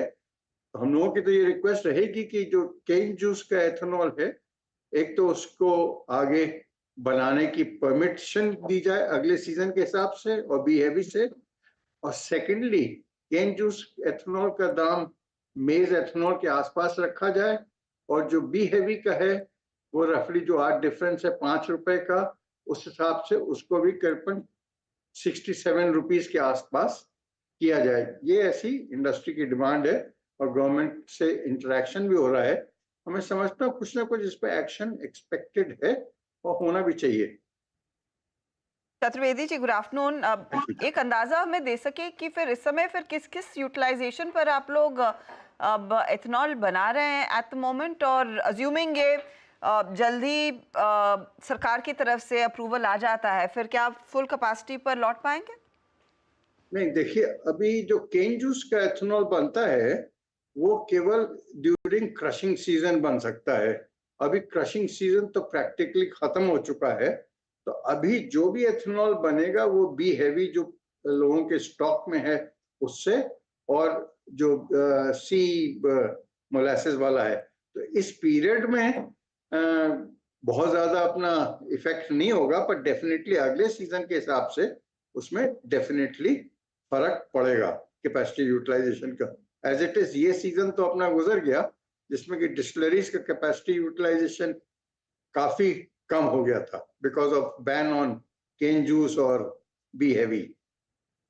तो ये पीरियड में तो बहुत ज्यादा फायदा नहीं बढ़ेगा, बट डेफिनेटली अगर ये इंडिकेशन आ जाता है और प्राइसिंग आ जाती है तो डेफिनेटली इसका फायदा मिलेगा आने वाले दिनों में। इस होप में कि वो सरकार की तरफ से अनुमति आ जाए और प्राइसिंग भी जो आप लोग उम्मीद कर रहे हैं वो आपको मिले, FY25 कितना बेहतर रह पाएगा? और मैं पिछला साल तो क्योंकि एबरेशन था, गुजारिश करूंगी आप उससे ना कंपेयर करें, जो उससे पहले वाला साल था 23 जहां पर आपके ऑपरेशंस एब्सोल्युटली नॉर्मल थे और सरकार ने ऐसी कोई पाबंदी नहीं लगाई थी, उससे कितना बेहतर कर पाएंगे, क्या उम्मीद है? नहीं, मैं समझता हूँ डेफिनेटली इसमें काफी ज्यादा फायदा होगा अगर सीजन के अंदर अपना एथेनॉल फुल ब्लास्ट चले और फुल ब्लास्ट क्रशिंग चले, डेफिनेटली फायदा होगा। हम लोगों के जैसे ऑपरेशंस हैं उसमें पोर्ट बेस्ड रिफाइनरीज भी आती हैं, तो वो जिसमें कि हम लोग रॉ शुगर इंपोर्ट करते हैं और फिर वैल्यू एडिशन करके एक्सपोर्ट करते हैं। मैं समझता हूँ इन तीनों सेक्टरों में अपने को फायदा तो होगा डेफिनेटली। क्वांटिफाई कर पाएंगे कि रेवेन्यू में कितनी ग्रोथ रहेगी? ये अभी एस्टिमेट करना will be a little too early. ये एस्टिमेशन हम लोग करेंगे सितंबर में, जब नए सीजन की क्रॉप का एक सिनेरियो क्लियर हो जाए तो उस समय ये एस्टिमेशंस करेंगे। अभी तो वो एस्टिमेट नहीं कर रहे हैं क्योंकि अभी मालूम नहीं क्रॉप क्या रहती है। इंडिकेशंस जैसे हैं उसके हिसाब से तो क्रॉप ठीक ही दिखाई देती, क्योंकि बरसात पानी इस मरतबा काफी बेहतर है और वेल स्प्रेड आउट है और प्री मानसून रेंज भी बढ़िया रहे हैं, तो होपफुली ये भी एक इंडस्ट्री के लिए एक पॉजिटिव ही साइन है। और क्रशिंग बढ़ेगी तो डेफिनेटली डिस्टिलरीज का कैपेसिटी यूटिलाइजेशन भी बढ़ेगा। चलिए अरुल जी, बहुत बहुत शुक्रिया आज हमारे साथ जुड़ने के लिए और ये सारी की सारी इन्फॉर्मेशन हमको प्रोवाइड करने के लिए। शुगर स्टॉक्स पर कोई व्यू है क्या आशीष चतुर्वेदी आपका, या ये एथेनॉल से रिलेटेड कोई प्ले अगर ढंग का लगता हो तो? बिल्कुल, तो इसमें मेरे ख्याल से प्राज एक बहुत ही बेहतरीन प्ले है अनुज, क्योंकि ये पूरी स्टोरी जो एथेनॉल के अराउंड घूमती है उसका एक बहुत बड़ा बेनिफिशियरी प्राज इंडस्ट्रीज है। और आप देखिए कि एक तो कैपिटल गुड्स के अंदर में आता है, R&D फोकस्ड है और साथ ही साथ एथेनॉल का सबसे बड़ा की बेनिफिशियरी है। और ये प्राइस में रिफ्लेक्शन भी आप देख रहे हैं कि स्टॉक ने नया ऑल टाइम हाई छुआ है और बहुत बड़े बढ़िया वॉल्यूम्स के साथ छुआ है। और मुझे लगता है ये रैली 800 850 की तरफ बढ़ती हुई मुझे प्राज इंडस्ट्रीज के स्टॉक में नजर आती है। ओके, प्राज इंडस्ट्रीज पर फोकस करें, 800 850 तक के रेट्स यहाँ पर पॉसिबल हैं इस समय। चलिए कुछ और स्टॉक्स देखते हैं। एक बार चोलामंडलम लेकर आइए। सुबह चोलामंडलम पर एक कॉल ली गई थी, आई थिंक सचिन नहीं ली थी वो, आई थिंक 1360 की कॉल थी वो जो सजेस्ट की गई थी चैनल पर। तब 1400 का रेट था स्टॉक का, अब 1432। तो खैर शानदार मोमेंटम है यहाँ पर। मानस, इस पर एक चार्ट चेक हो जाए, उसके बाद आगे बढ़ेंगे। जी, तो देखिए 1375 वो स्तर था जहां पर हमें ब्रेकआउट देखने को मिला स्टॉक में, और उसके टारगेट 1425 के आसपास आते थे, उसके ऊपर स्टॉक निकल गया है। लेकिन चार्ट्स में कहीं कोई वीकनेस नहीं है, हालांकि अब खरीदारी करने का रिकमेंडेशन नहीं रहेगा। लेकिन अगर आपके पास लॉन्ग पोजीशन है तो आप अभी भी बने रह सकते हैं, क्योंकि स्ट्रेंथ अभी भी दिखती है। शायद हमें 1465 तक के स्तर देखने को मिल जाए, तो एक बहुत पास में स्टॉप लॉस लगा के रखिए 1419 1419 के स्टॉप लॉस से पोजीशन में आप बने रह सकते हैं। कि थोड़ा सा करीब का स्टॉप लॉस, लेकिन 1465 के लिए एक अब टारगेट खुल रहा है, तो वहां पर मौका और तेजी बढ़ने का ही दिख रहा है। स्टॉक 5% ऊपर इस हफ्ते की शुरुआत से ये स्टॉक दरअसल मोमेंटम में लौटा है। प्रशांत सावंत हमारे साथ जुड़ गए। प्रशांत, गुड आफ्टरनून, बताइए आपका इस घंटे का ट्रेड। जी, good afternoon Harsha ji, Veeru ji, Anuj ji, and good afternoon the panel. तो यहाँ पे मुझे MCX काफी अच्छा लग रहा है, अभी भी डे हाई के करीब ट्रेड कर रहा है और यहाँ पे 3825 3825 ये स्टॉप लॉस रख के मैं 4000 के टारगेट के लिए लॉन्ग जाना चाहूंगा। और अगर ओवरऑल हम देखें पिछले 4 दिनों में स्टॉक में मोमेंटम वॉल्यूम दोनों ही पिकअप हो रहे हैं, तो मुझे लग रहा है यहाँ पे एक 50 पॉइंट के रिस्क के सामने करीबन 100-125 पॉइंट का रिवॉर्ड है, एक अच्छी ट्रेड हो सकती है। ओके, तो एक तेजी वाली ट्रेड MCX में इस समय स्टॉक के 3875 पर 2.25% के गेंस पर कर रहा है कारोबार। लेकिन चलिए अब आते हैं एक आज की बड़ी स्टोरी पर। वैसे भी इंश्योरेंस कंपनियों में आज हमने देखा इंटरेस्ट कायम है। HDFC life top traded stocks में शामिल है। दरअसल रेगुलेटर IRDAI ने स्पेशल सरेंडर वैल्यू पर नया फ्रेमवर्क जारी किया है। IRDAI ने ज्यादा स्पेशल सरेंडर वैल्यू की मांग की है। इस फैसले से और किस तरह का असर पड़ रहा है, यश हमारे साथ है। और यश, इनफैक्ट इस स्टोरी को पहले भी ब्रेक करते आए थे कि क्या इम्प्लीकेशंस रहेंगे। यश, रफली जो एस्टिमेट्स थे मार्केट के, आई एम अज्यूमिंग उसी के आसपास आया है। एक सेटबैक है, लेकिन स्टॉक्स में रैली देखने को मिली है कि पहले ही नेगेटिव पचा लिया है।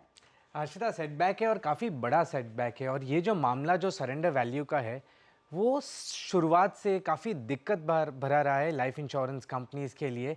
दिसंबर में जो है एक पहला प्रपोजल आया था जहाँ पे रेगुलेटर ने कहा था कि हम चाहते हैं सरेंडर वैल्यू बढ़ाई जाए, और जो मैकेनिज्म रेगुलेटर ने बताया था इंश्योरेंस कंपनीज़ के लिए, उस हिसाब से सरेंडर वैल्यू जा रही थी 83%। इसका मतलब ये होता है कि अगर आप एक प्रीमियम अमाउंट भरते हैं, आप पॉलिसी सरेंडर करते हैं, तो उसका 83% वापस रिटर्न करना पड़ेगा अगर ये पॉलिसी सरेंडर होती है। उसके बाद लाइफ इंश्योरेंस कंपनी ने काफ़ी रेजिस्टेंस दिखाया था इतने हाई सरेंडर वैल्यू को। IRDAI ने बाहर आकर ये बोला कि हम गारंटीड सरेंडर वैल्यू 30% पे फिक्स कर लेते हैं। काफ़ी रिलीफ आई इंश्योरेंस कंपनीज़ को। पर फिर उल्टा ये हुआ कि रेगुलेटर ने कहा कि अब हम देख रहे हैं कि स्पेशल सरेंडर वैल्यू को बढ़ाया जाए। अगर स्पेशल सरेंडर वैल्यू भी बढ़ता है तो भी एक ओवरऑल सरेंडर वैल्यू बढ़ता है, वो एक एलिवेटेड लेवल पे पहुंच जाता है। अब लास्ट वीक रेगुलेटर ने एक नया प्रपोजल दिया था इंश्योरेंस कंपनीज को, जिसके अंतर्गत उन्होंने कहा था कि ये एक फॉर्मूला है जिसके अंतर्गत हम स्पेशल सरेंडर वैल्यू बढ़ाना चाहते हैं, और अगर उस हिसाब से किया जाता है तो वापस सरेंडर वैल्यू पहुंच जाती है 82% पे। इंश्योरेंस कंपनीज ने फिर अपना रेजिस्टेंस रिप्रेजेंटेशन सब दिया, थोड़े एग्जेम्पशंस मांगे, पर रेगुलेटर ने एक भी एग्जेम्पशन नहीं मांगा है। एक छोटी सी चीज़ का रिलैक्सेशन दिया है, वो कि जो तुम्हारा जीसेक यील्ड होता है उस पर 50 बेसिस पॉइंट्स का एक कुशन दे दिया है, जिस वजह से हल्का सा जो एक्सपेंस होता है वो कम हो गया है। पहले 83% पे था, फिर 82% पे हुआ, और अब जो फाइनल रेगुलेशंस है उसके हिसाब से 78% पे स्पेशल सरेंडर वैल्यू फिक्स करने में है। इसका मतलब ये होता है कि अगर आपने 10,000 का प्रीमियम भरा है और अगर आप पॉलिसी सरेंडर करते हैं तो इंश्योरेंस कंपनी को आपको 7,800 रुपीज़ वापस देने होंगे स्पेशल सरेंडर वैल्यू पे। इसका सीधा मतलब एक ही है, एक्सपेंसेस बढ़ जाते हैं लाइफ इंश्योरेंस कंपनीज के और मार्जिन पे इम्पैक्ट आता है, जो कि तमाम ब्रोकरेजेस बोल रहे हैं anywhere between 80 to 200 basis points का मार्जिन इम्पैक्ट आता देख सकता है। ओके यश, बहुत बहुत शुक्रिया। तो देखिए, मार्केट में एक बार पता चल जाए ना कि कितना इम्पैक्ट है, उसके बाद मार्केट विल मूव ऑन। वो अनसर्टेनिटी थी एक मार्केट के लिए, अब भले ही चाहे जो भी आया सिनारियो, अब वो प्राइस इन हो गया। सुबह सुबह इसकी बात भी हुई थी। इनफैक्ट मानस, एक बार ICICI प्रू देखते हैं। सुबह आपने इस पर एक कॉल लिया था, आई थिंक 13 रुपये पर वो कॉल दी गई थी, 17 रुपये पर वो कॉल चल रही है ICICI प्रू की। उस कॉल में क्या करें अब, आपका 21 का टारगेट था, 17.5 हो चुकी है, बुक कर लें या फिर बने रहें? आई थिंक बने रहना चाहिए अनुज जी, क्योंकि देखिए ब्रेकआउट तो अभी कुछ मिनटों पहले ही देखने को मिला है और आप उम्मीद कर सकते हैं कि कम से कम 605 से लेकर 607 तक के भाव आपको ICICI प्रू लाइफ में देखने को मिल जाएंगे। तो आई थिंक इस ऑप्शन के टारगेट 21 रुपए के जो है वो बिल्कुल आ सकते हैं। तो आप बिल्कुल बने रह सकते हैं। अगर चाहें तो स्टॉप लॉस को थोड़ा सा ऊपर रिवाइज कर लें, एडजस्ट कर लें। स्टॉप लॉस मैंने 9 रुपए दिए थे, उसको स्टॉप लॉस को रिवाइज करके 12.5 रुपए कर लें। ओके, तो ये फिलहाल आपके लिए एक पर्सपेक्टिव चार्ट्स के आधार पर बन रहा है। अच्छा, एक और पॉकेट जहां पर हमने देखा है रुक रुक के अच्छी खासी स्ट्रेंथ आ रही है। कुछ देर पहले हम चोला इन्वेस्टमेंट की बात कर रहे थे। आशीष चतुर्मोता, आप देखिए श्रीराम फाइनेंस जैसा ट्रेड, चोला हमने मेंशन किया है, इवन बजाज फाइनेंस भले ही 1% ही ऊपर है, लेकिन इन बिग बॉय NBFCs में क्या खरीदारी का समय फिर लौटता हुआ दिखाई दे रहा है? आई रिमेम्बर पूनावाला में उस ब्लॉक के चलते जहां पर बुथादा साहब ने कुछ अपना लार्ज चंक बेचा था, करेक्शन आया था, लेकिन उसके बाद ये स्टॉक वापस आने की कोशिश कर रहा है। आप NBFCs को कैसे ट्रीट करेंगे, कहां पर मौके हैं कुछ पोजीशन लेने के पोर्टफोलियो में? बिल्कुल। तो अर्चना, देखिए श्रीराम फाइनेंस तो एक ऐसा स्टॉक है जिसकी हम काफ़ी चर्चा पिछले 1 साल में की और हमने हर बार बताया भी कि हमारे पोर्टफोलियो का एक पार्ट है। और चोलामंडलम फाइनेंस उसकी क्वालिटी के नाम से जाना जाता है, जिस तरह से उनकी एक कंसिस्टेंसी रही है, जबकि एक सिक्लिकल बिजनेस के अंदर में है, तो CV के बिजनेस में जहां पर पे काफ़ी सिक्लिकलिटी रहती है, बट चोलामंडलम वहां पर सबसे एक स्टेबल कंपनी। और श्रीराम फाइनेंस हमें इसलिए पसंद था क्योंकि वैल्यूएशन काफ़ी कंफर्टेबल था, 1.2 टाइम प्राइस टू बुक पे श्रीराम फाइनेंस ट्रेड कर रहा था और एक अच्छी खासी लोन ग्रोथ मोमेंटम हमें देखने को मिल रहा था। तो मुझे लगता है कि ये दोनों ही स्टॉक काफ़ी पसंद है। पर अगर से एक स्टॉक इसमें बात करूँ तो श्रीराम फाइनेंस मेरे हिसाब से एक नई ट्रेजेक्ट्री में बहुत ही अच्छे कंसोलिडेशन के बाद निकल रहा है। और यहाँ मेरा मानना है कि 3,000 रुपए के स्तर बहुत ही जल्द देखने को मिल सकते हैं एज अ डिस्क्लोजर स्टॉक हमारे पोर्टफोलियो में। साथ ही साथ एक स्टॉक और जो NBFC स्पेस में हमने पोजीशन ली है वो जियो फाइनेंशियल है एज अ डिस्क्लोजर, और मुझे लगता है कि इसका भी बेस काफी अच्छा बन रहा है और ये स्टॉक बहुत ही जल्द मेरे हिसाब से 410 के लेवल को क्रॉस करता हुआ नजर आएगा। तो श्रीराम फाइनेंस, जियो फाइनेंशियल और चोलामंडलम फाइनेंस, ये 3 हमारे टॉप पिक है पूरे NBFC स्पेस के अंदर। ओके, मीनवाइल एक बार मैरिको का चार्ट लेकर आइए जरा। मैरिको इस समय करीब 3.25% नीचे। कोई न्यूज़ तो ऐसी है नहीं जो मैंने मिस की हो। और एक बार इसकी फ्यूचर्स की प्लेट और फायर करिए, 30%, 31% का ओपन इंटरेस्ट जंप आज यहाँ पर मैरिको में। ये बहुत ही इंटरेस्टिंग है क्योंकि देखिए 42 लाख शेयर ओपन इंटरेस्ट में जोड़े हैं मैरिको जैसे स्टॉक में, जहाँ नॉर्मली हम बिल्कुल भी बिल्डअप देखते नहीं हैं। कुछ तो यहाँ पर इंटरेस्टिंग है। गाबा सर, चार्ट कुछ कह रहा है इसका? मैरिको का एकदम से वीकनेस आई आज। Actually yes, higher time frame chart में एक रिवर्सल बार बनने की कोशिश करा है मैरिको। थोड़ा फटीक था इन द अपर रीजन, 660 एक स्ट्रॉन्ग रेसिस्टेंस था, वहां से थोड़ा टर्न किया। पॉसिबल है कि लो लेवल आए, 590 में स्ट्रॉन्ग सपोर्ट जोन है, मुझे नहीं लगता वो ब्रीच करेगा, तो शायद वहां से एक बाउंस मिले मैरिको में। ओके, शायद बाउंस मिले मैरिको में। ये इस समय एक मैरिको पर व्यू पूरा FMCG पैक थोड़ा आज डाउन। हाँ, थोड़ा आज सा सुबह से अब सॉरी, ऐसे लग रहा है कि लोग मौका ढूंढ रहे हैं यहाँ से पोजीशंस हल्की करने की। ये हुआ क्या था कि इलेक्शन के बाद यहाँ बहुत बड़ी रैली आई थी, मेरी रिदम से बात हुई थी, रिदम ने भी एक चीज़ बोली थी कि ये थोड़ा ज़्यादा हो गया था यहाँ पर, तो वो थोड़ा सा उसकी वजह से भी हो सकता है, लेकिन इतना बड़ा ओपन इंटरेस्ट जंप जो है ना वो इंटरेस्टिंग है। अच्छा, एक चीज़ मैं थोड़ा सा कहना भूल गया था, वो जो हम रेटिंग्स की बात कर रहे थे ना हर्षदा, क्योंकि हमने काफ़ी मेहनत की थी।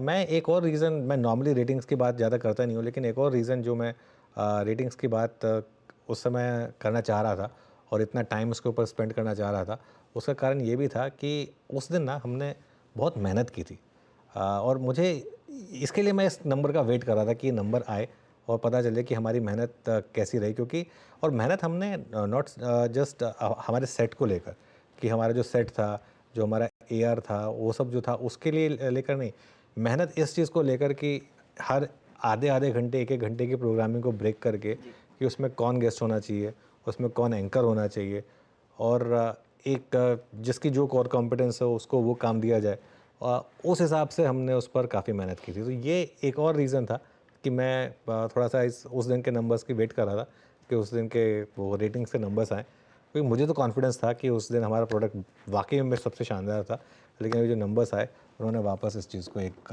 रीअफर्मेशन दी है।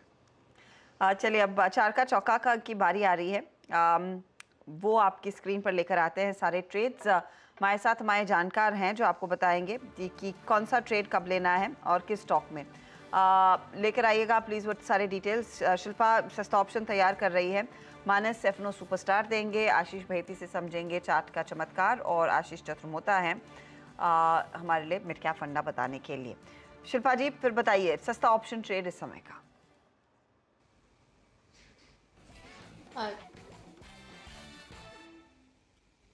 जी हर्षिता जी, अभी के लिए सस्ता ऑप्शन जो रहेगा वो रहेगा रैमको सीमेंट में।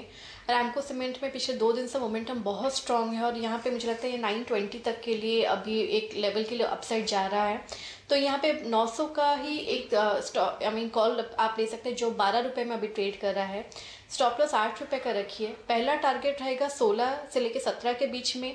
इसके ऊपर सस्टेन करता है तो आप 21 से लेके 22 तक के भी लेवल्स के लिए इसमें ट्रेड ले सकते हैं। ओके, चलिए ये हो गई ट्रेड इस समय शिल्पा जी की रैमको सीमेंट्स पर। अच्छे मूव्स हैं यहाँ पर, 900 की कॉल ले सकते हैं। एफएनओ सुपरस्टार के लिए मानस के पास चला जाए। मानस, क्या ट्रेड पिक किया आपने?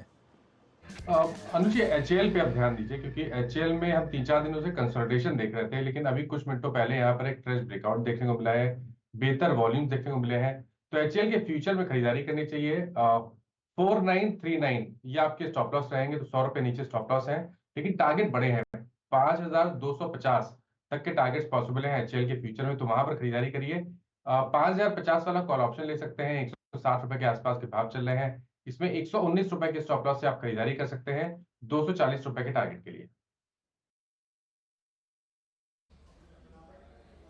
ओके, तो आपने यहाँ पे एचएल का कॉल पिक किया 5050 का। इसके बाद अगला ट्रेड पिक करते हैं आशीष बहती जिसे चार्ट का चमत्कार। आशीष, क्या पिक कर रहे हैं आप?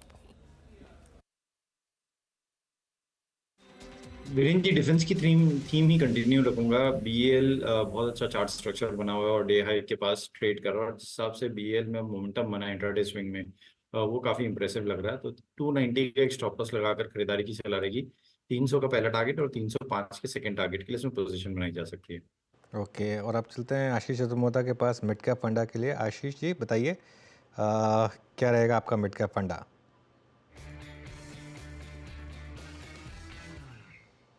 आशीष जी सॉरी, आप शायद म्यूट पर हैं।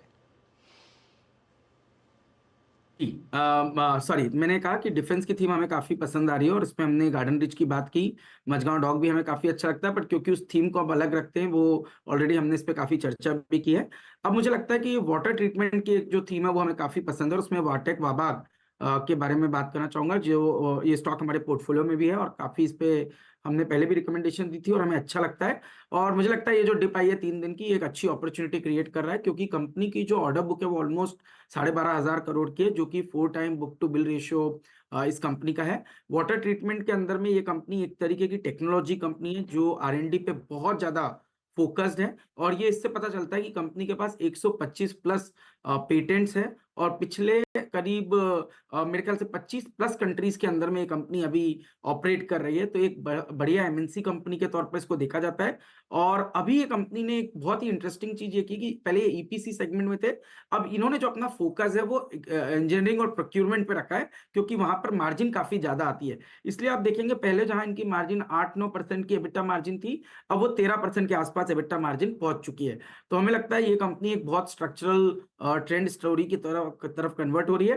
टेक्निकली स्टॉक में 1050 1060 पे बहुत बढ़िया सपोर्ट है, और मेरा मानना है 1300 से 1400 तक के स्तर वाटेक वाबाग के स्टॉक में आने वाले समय में देखने को नजर आ सकते हैं। तो वाटेक वाबाग एक ट्रेड जो आप तेजी में रखेंगे। सारे ट्रेड्स में आपके लिए एक बार रैप कर रही हूँ। रामको सीमेंट वो सस्ता ऑप्शन था, 900 का कॉल जो शिल्पा ने दिया, 16 रुपये और आगे 22 रुपये के टारगेट के लिए तेजी करेंगे। आप स्टॉप लॉस 8 रुपये पर लगाइएगा। हाल पसंद है मानस को, 5050 का कॉल मुझे डिस्टिंक्टली याद है, तो वो पहले मैं मेंशन कर रही हूँ, लेकिन आप देखिए 5250 के टारगेट के लिए एक अपॉर्चुनिटी आपको दिख रही है। 4939 का स्टॉप लॉस रहेगा। आशीष बहेती ने BEL पर फोकस अपना बनाया है, 400 का ये 300 और 305 है, बेग योर पार्डन, ये 296 तो 305 ही आप लेकर चले टारगेट, और 1400 के लिए वाटेक वाबाग में एक मौका आशीष चतुर्मोता को दिख रहा है। ये है आपके लिए 4 का चौका। लेकिन एक स्पेस जहाँ पर हमने देखा एक अच्छा खासा रुझान खरीदारी का बना है, वो इनफैक्ट आपकी हाउसिंग फाइनेंस कंपनियां हैं। और जिस तरह से सरकार की तरफ से बयान आया कि वो प्रधानमंत्री आवास योजना के तहत अगले 5 सालों में 3 करोड़ और नए घर बनाएंगे, उसके बाद से दरअसल इन स्टॉक्स में फिर से रैली आती हुई दिखाई दे रही है। अनुज, मुझे याद है जब हम डिस्टिंक्टली हाउसिंग फाइनेंस में सबसे पहले HDFC पिक करते थे, अब उसके बियॉन्ड वो छोटी कंपनियों पर मार्केट ज़्यादा ध्यान देता है, क्योंकि ऑफ कोर्स HDFC और HDFC बैंक के विलय के बाद वो स्टोरी थोड़ी सी अलग दिखती है। लेकिन हाउसिंग फाइनेंस इस पूरी थीम में कितना एक अग्रसर ट्रेड बनेगा? हर्षदा, आई थिंक पिछले हफ्ते में दोनों कैनफिन होम्स और LIC हाउसिंग फाइनेंस मेरी स्पॉटलाइट में भी रहा था, और ये बिल्कुल सही है कि HDFC के जाने के बाद एक अगर मार्की नेम बचा तो वो LIC हाउसिंग फाइनेंस बचा है। बाकी छोटे प्लेयर्स हैं उसके बाद, कुछ हद तक कैनफिन होम्स है। देखिए, एक चीज़ तो क्लियर हो गई है, हाउसिंग एज अ थीम बहुत बड़ी थीम पिछले 5 साल मोदी गवर्नमेंट में थी, और अगले 5 साल में शायद उससे भी बड़ी थीम बन के आने वाली है। ये जो पिछले एक हफ्ते में आपने सीमेंट स्टॉक्स में रैली देखी है, ये कहाँ से आई है? बेसिकली ये इसी वजह से आई है, ठीक है ना, क्योंकि जब घर बनेंगे तो सबसे इंपॉर्टेंट चीज़ तो सीमेंट ही है। तो इसके लिए ये एक clear cut, I think housing, आपने पॉलीकैब में मूव देखे हैं, एस्ट्रल में मूव देखे हैं, किस तरीके के मूव्स हमने इन सारे स्टॉक्स में देखे हैं, तो ये क्लियरली एक वन वे थीम है मेरे ख्याल से। और एक चीज़, ये एक ऐसी थीम है जहाँ पर वैल्यूएशन भी थोड़ा फेवर में कंपैरेटिवली LIC हाउसिंग, कैनफिन होम्स, इनके वैल्यूएशन अभी भी उतने ऑब्सीन नहीं हुए जितने बाकी PSUs के हो गए थे। तो ये भी एक कारण है कि आपने इस तरीके के मूव्स यहाँ पर देखे हैं। एक इंटरेस्टिंग डेवलपमेंट यहाँ पर स्टॉक्स में देखने को मिली है। रुचित, इनमें से कोई ट्रेड जो आप इस समय भी कंफर्ट रखते हैं लेने के लिए, क्योंकि इन सब स्टॉक्स में धीरे धीरे करके पोजीशंस लोगों ने लेना शुरू कर दी हैं? आई थिंक थोड़ा अगर पोजिशनल व्यू है तो LIC housing finance certainly current levels पे भी काफी अट्रैक्टिव लग रहा है। अगर आप पिछले 2-3 महीने में देखें तो स्टॉक एक कंसोलिडेशन फेज के थ्रू जा चुका था, जिसमें 670 680 एक काफी स्ट्रॉन्ग रेजिस्टेंस था। जब भी स्टॉक 680 के आसपास आता था वहां से सेलिंग प्रेशर दिख रहा था। अब कल के सेशन में वो 680 का लेवल जो ब्रेकआउट आया, उसमें आप वॉल्यूम्स देखेंगे तो डेली एवरेज से कंपैरेटिवली काफी अच्छे वॉल्यूम्स होते हैं। तो जब ऐसा बड़ा रेजिस्टेंस जब काफी हाई वॉल्यूम्स के साथ ब्रेक होता है, तो वो साइंस रहता है कि ये एक सस्टेनेबल ट्रेंडेड अप मूव रहने वाला है। सो आई थिंक 680 जो प्रीवियस ब्रेकआउट लेवल था वो अब सपोर्ट बनेगा, तो उसके नीचे स्टॉप लॉस रखे और थोड़ा शॉर्ट टर्म के बेसिस पे अगर इसको खरीदारी करे, सो आई थिंक 760 770 के लेवल्स ये स्टॉक में एक्सपेक्ट कर सकते हैं।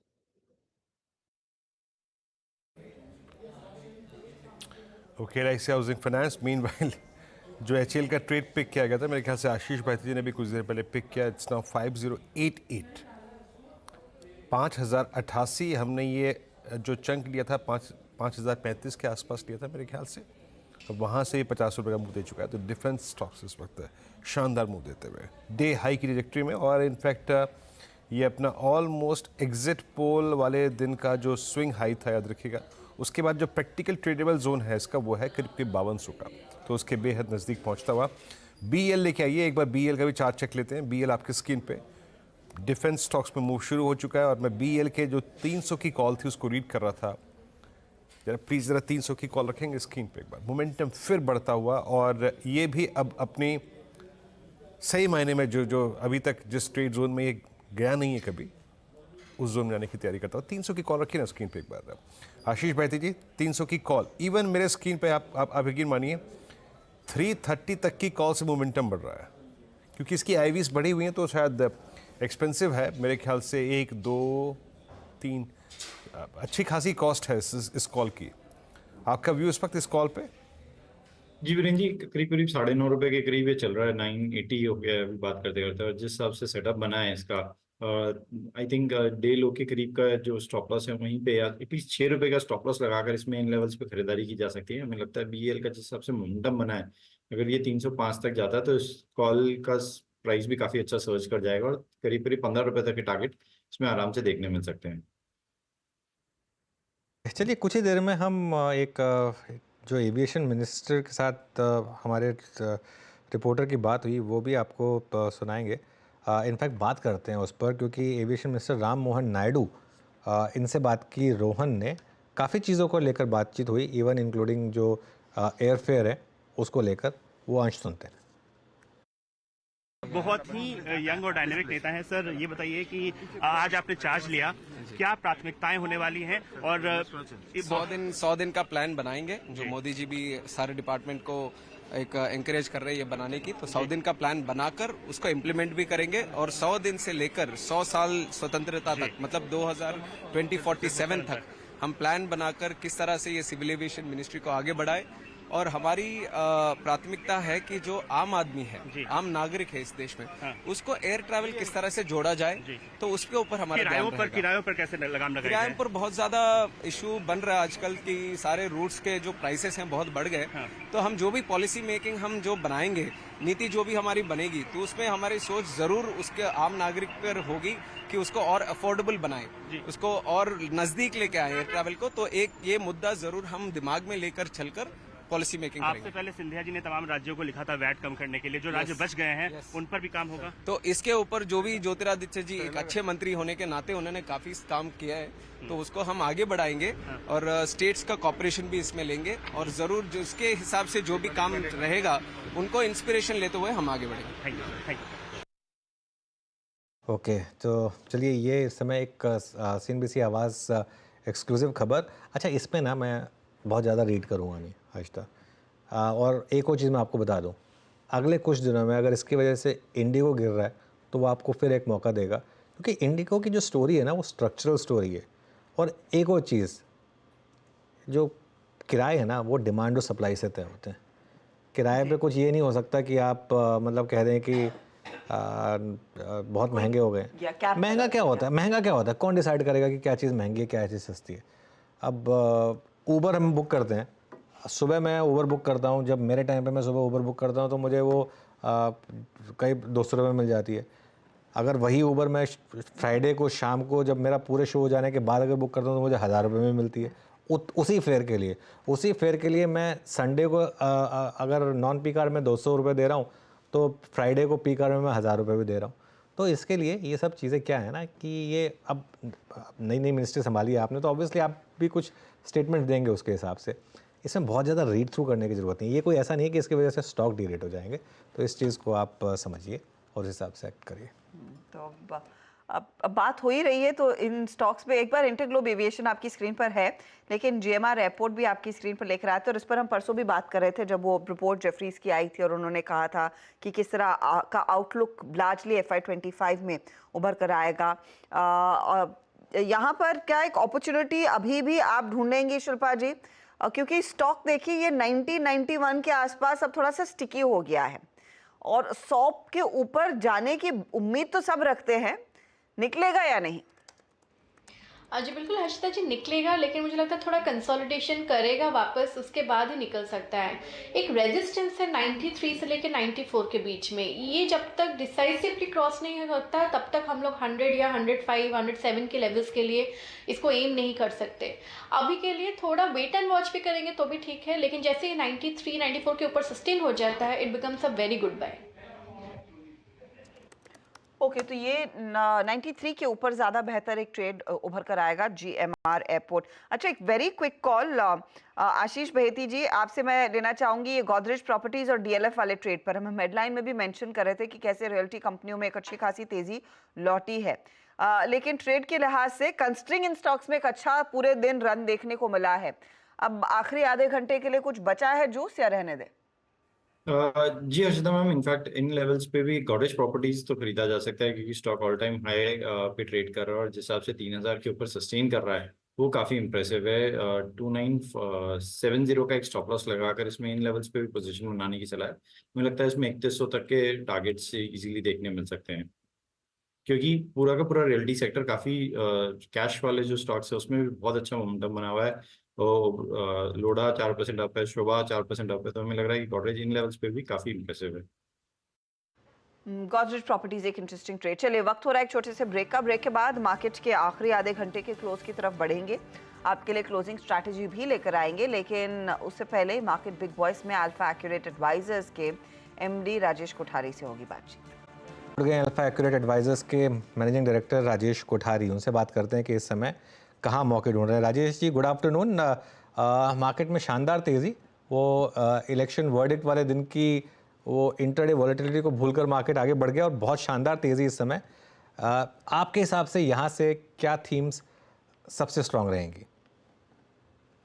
आई थिंक 3 थीम्स कंटिन्यू रहेगी। फर्स्ट, ऑटो एंसिलरीज, जिसमें हम बहुत बार बातचीत कर चुके हैं पिछले आई थिंक 2, 3, 4, 5 साल से। हमें सेक्टर में बहुत ही पॉजिटिव ट्रेंड्स दिख रहे हैं, बहुत सारे अनाउंसमेंट्स आप देख रहे हो। Stock specific approach is going to be very very rewarding. गाड़ी का जो इलेक्ट्रिफिकेशन है वो बढ़ रहा है, ज्यादा सेंसर्स लग रहा है, ज्यादा एयरबैग लग रही है, ज्यादा इलेक्ट्रॉनिक्स लग रहे हैं। सो द कंपनी जो है बहुत ही सिलेक्टेड कंपनी से, जो यहाँ पे 4-5 कंपनी ऐसी है इंडिया में जिसको ये सब बहुत बड़ी अपॉर्चुनिटी का लाभ मिल सकता है। तो ये फर्स्ट है, automobile and auto ancillaries. Second है कैपिटल एक्सपेंडिचर।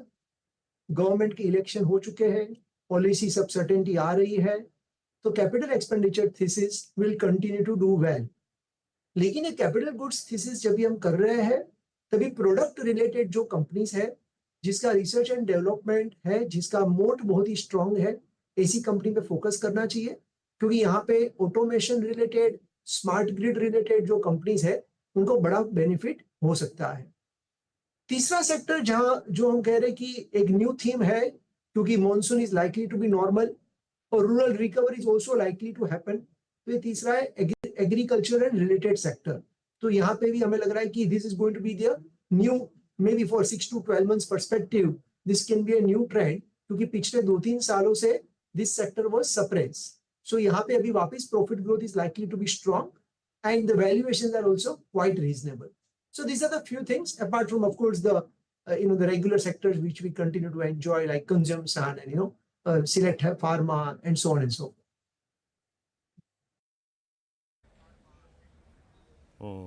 अच्छा, क्योंकि राजेश जी यहाँ पे एक बड़ी बात ये भी हुई है क्योंकि जो क्रिटिकल जो मिनिस्ट्रीज़ हैं, चाहे स्पेशली रेलवे हो, फिनेंस हो, होम मिनिस्ट्री हो, बड़ी बड़ी मिनिस्ट्री में कोई बदलाव नहीं हुए हैं।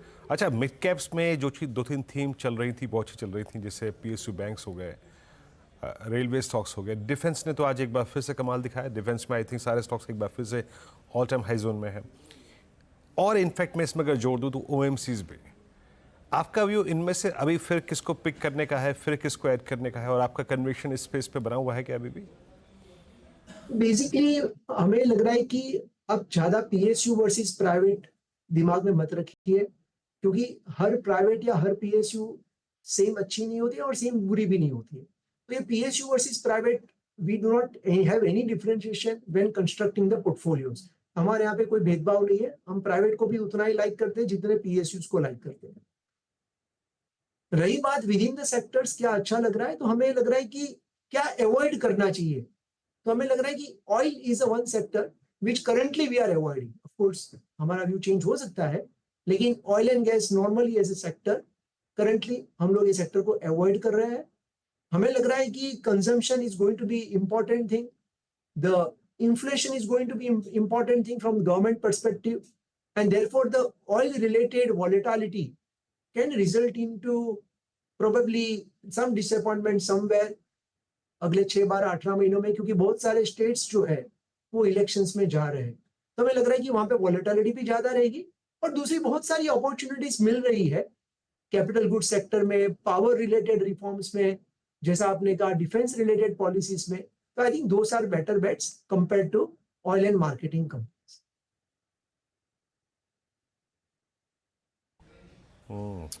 ओके, ओएमसीज पर आपका व्यू है। राजेश जी, अच्छा एक दो पॉकेट्स और पिक करते हैं। अब आईटी में फाइनली बहुत स्ट्रॉन्ग मूव आ रहा है। आज ओरेकल फाइनेंशियल्स ऑलमोस्ट 10% ऊपर है, although it's a trading swing, but IT पे आपका टेक। अब इस अर्निंग सीजन के किक स्टार्ट होने से पहले आप लोगों ने आईटी में, लार्ज कैप आईटी में या फिर मिड कैप आईटी में क्या अप्रोच ली है?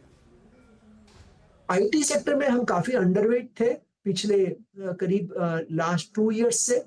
स्लोली हमने थोड़ा weightage stock specific selective approach रख के ऐड किया हुआ है।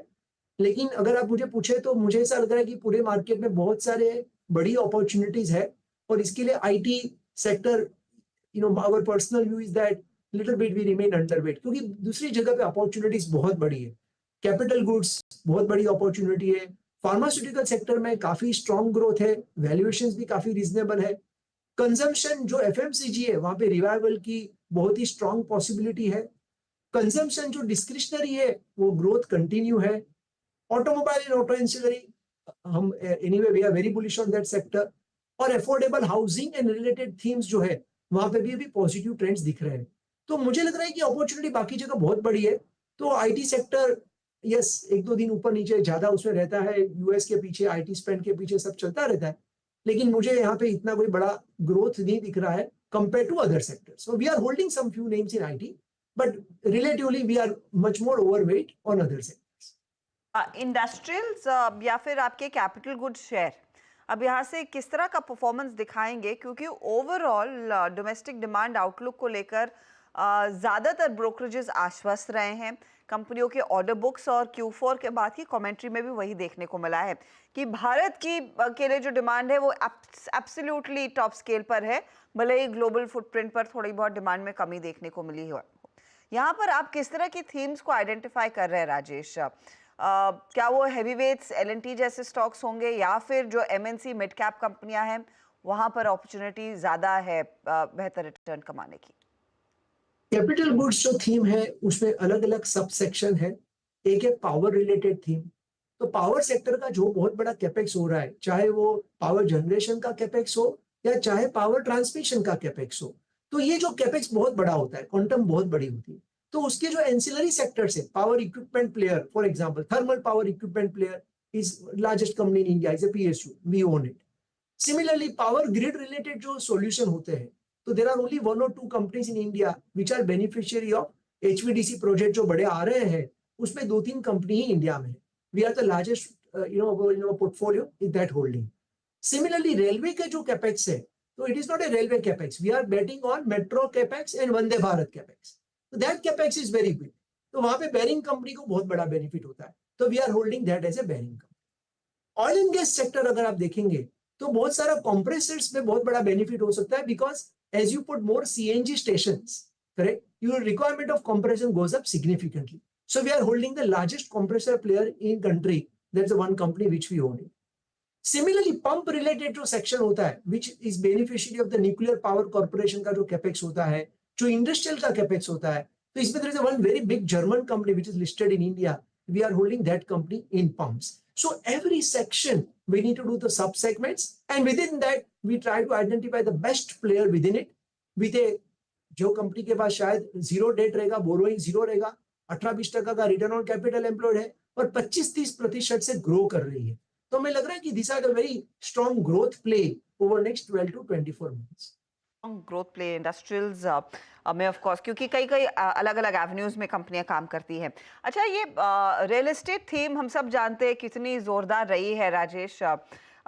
सभी स्टॉक्स में बेहतरीन रिटर्न्स बनते दिखाई दे और अब सरकार का पुश वो PM आवास योजना की तरफ है।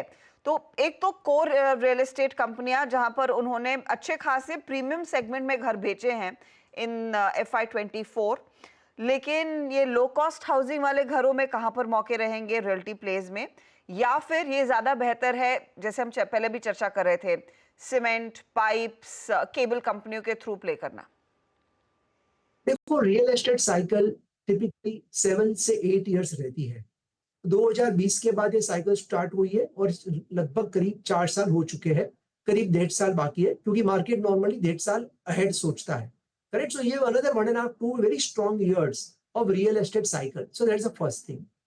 If you are playing the luxury segment where right now the demand is very high, you need to select the right pockets. Just say for example, we are holding one company in real estate, which is a very niche player in Noida market.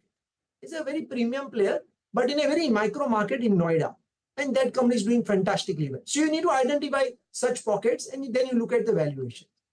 रही बात affordable housing की, so there the better player to play is through banking and finance. So housing finance companies have. So we own few housing finance companies which are the biggest beneficiary of the government thrust on the overall housing. चाहे वो affordable हो या चाहे regular segment हो, but housing overall is going to be focus of the government.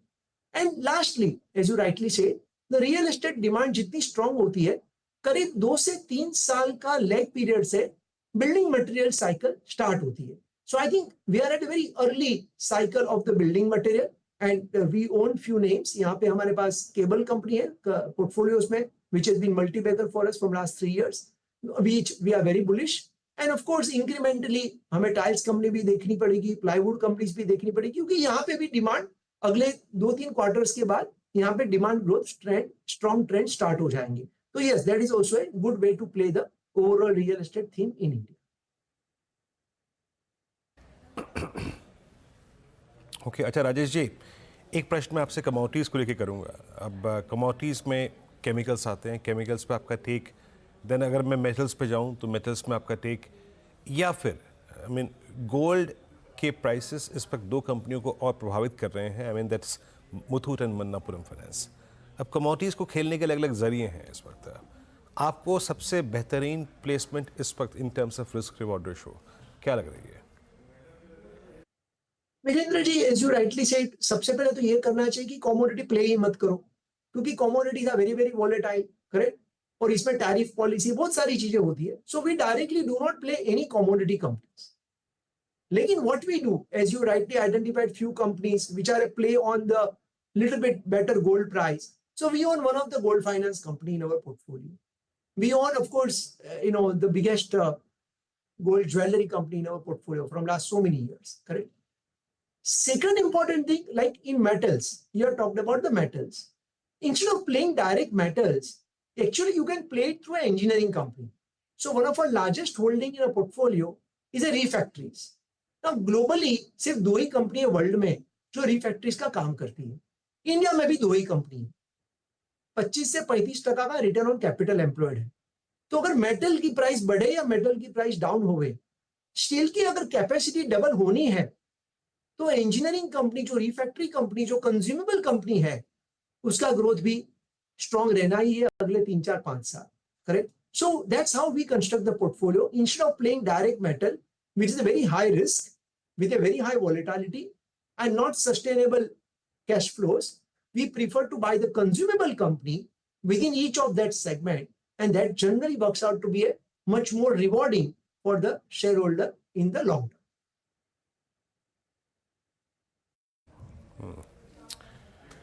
Okay Rajesh ji, बहुत बहुत शुक्रिया. बड़ी अच्छी बातचीत रही आपसे आज. हमने I think IT, banks, commodities सबको कवर किया इस बातचीत में. बहुत बहुत शुक्रिया सर, थैंक यू में शामिल होने के लिए, सभी सेक्टर्स पर रखने के लिए. इस बीच चलते हैं यतिन के पास, यतिन के पास चलते हैं यहाँ से, और डीलर्स क्या चेस कर रहे हैं इस बाज़ार में. अच्छा, उससे पहले ज़रा एक बार दिखाइए ओरेकल फाइनेंशियल्स. आई थिंक एक छोटा सा टेम्प्रेरी कूलिंग ऑफ के बाद अब इट्स 10.4%, इट्स 9683. यतिन से बात करते हैं. यतिन बताइए, डीलर्स क्या पिक कर रहे हैं? तो सबसे पहले वीरू, महिंद्रा एंड महिंद्रा कल कंपनी जो है मॉर्गन स्टैनली की कॉन्फ्रेंस में बड़ा प्रेजेंटेशन देने वाली है, और कहीं ना कहीं उसके पहले एक लॉन्ग बिल्डअप आपको देखने को मिल रहा है फ्यूचर एंड ऑप्शन सेगमेंट में. और डीलर्स की अगर आप माने तो यहाँ BTST का ट्रेड बन सकता है 2880 से लेकर 2900 के लक्ष्य तक. तो डीलर्स यहाँ खरीदारी करवाना है अपने क्लाइंट्स को। और इन जनरल हमने देखा है कि एनालिस्ट मीट के बाद जनरली एक रिएक्शन देता है स्टॉक पॉजिटिव तरफ। और आईसीआईसीआई प्रू लाइफ यहाँ भी अगर हम देखें तो सुबह से यहाँ बाइंग चल रही है, स्टॉक लगभग अपने डेज हाई पे है। और अगर हम डीलर्स की माने तो 625 तक के टारगेट यहाँ देखने को मिल सकते हैं। ओपन इंटरेस्ट भी लगभग 4-4.5% बढ़ा हुआ है करंट मंथ के फ्यूचर्स का। तो डीलर्स यहाँ भी अपने क्लाइंट्स को खरीदारी करवा रहे हैं। शुक्रिया। तो ये इस समय डीलिंग रूम से दो स्टॉक्स जो रेडार पर हैं उन पर बातचीत। चलिए BTST STBT ट्रेड्स लेना शुरू करते हैं। शिल्पा जी क्या कैरी करना चाहेंगे कल के लिए? जी अनुज जी, मैं दीपक नाइट्रेट के साथ ही रहूँगी। मुझे लगता है इसमें मोमेंटम है और ये कल तक आपको अच्छे रिटर्न्स देनी चाहिए। टारगेट वो 2460 का ही रहेगा, राइट? जी ओके, तो ये कैरी करने की सलाह। मानस, आपका ट्रेड? देखिए, आई थिंक एस्कॉर्ट्स पे करंट लेवल पे भी आप खरीदारी कर सकते हैं। पूरे दिन हमने कंसोलिडेशन देखा, लेकिन आई थिंक स्टॉक तैयार है नेक्स्ट स्टॉक मूव के लिए। तो 4210 के स्टॉप लॉस से आप एस्कॉर्ट्स में एक लॉन्ग साइड पे ट्रेड ले सकते हैं। आपके टारगेट रहेंगे 4325 के, 4325 ये cash levels. Okay, Escorts Kubota में 52-51 पे एक ट्रेड कैरी करने के लिए कल के लिए। आशीष भाई जी आपका ट्रेड? जी वीरेंद्र जी, आईजीएल पे खरीदारी की सलाह रही। पूरे गैस स्टॉक्स में काफी अच्छा मोमेंटम बन रहा है और जिस हिसाब से आईजीएल वापस अपना जो अप्रैल का क्लस्टर था हाई का उसको अप्रोच कर रहा है, हमें लग रहा है एक अच्छा स्पॉट है यहाँ पे पोजीशन बनाने के लिए। 480 का स्टॉप लॉस लगाकर खरीदारी की सलाह है। 495 के पहले टारगेट और 505 के दूसरे टारगेट के लिए। गाबा सर आप क्या कैरी करेंगे? मेरे ख्याल में आई थिंक आरटी इंडस्ट्रीज पर ध्यान देना चाहिए। ट्रेड करा है 674, 668 का स्टॉप लगाना चाहिए, करीब 6 रुपीज का है। टारगेट लॉजिकल 700 का होना चाहिए। यस, आरती इंडस्ट्रीज। आरती इंडस्ट्रीज में एक अच्छी अपॉर्चुनिटी। रुचित, आपका ट्रेड? गैस स्टॉक्स में से ही मेरा भी ध्यान है गुजरात गैस में, कि जहाँ पे हमने आज ये स्टॉक में 52 वीक हाई लगते हुए देखे और स्टॉक ने एक प्रीवियस स्विंग हाई का ब्रेकआउट दिया है, वो भी अच्छे वॉल्यूम्स के साथ। सो आई थिंक फॉलोअप मूव काफी अच्छा स्टॉक में रह सकता है। 620 के स्टॉप लॉस से खरीदारी करके जाए 648 के अराउंड के टारगेट्स के लिए।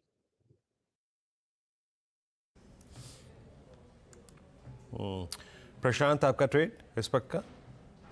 जी वीरू जी पीएफसी काफी बेहतर लग रहा है और यहाँ पे 495 का स्टॉप लॉस रख के 520 का टारगेट रख सकते हैं।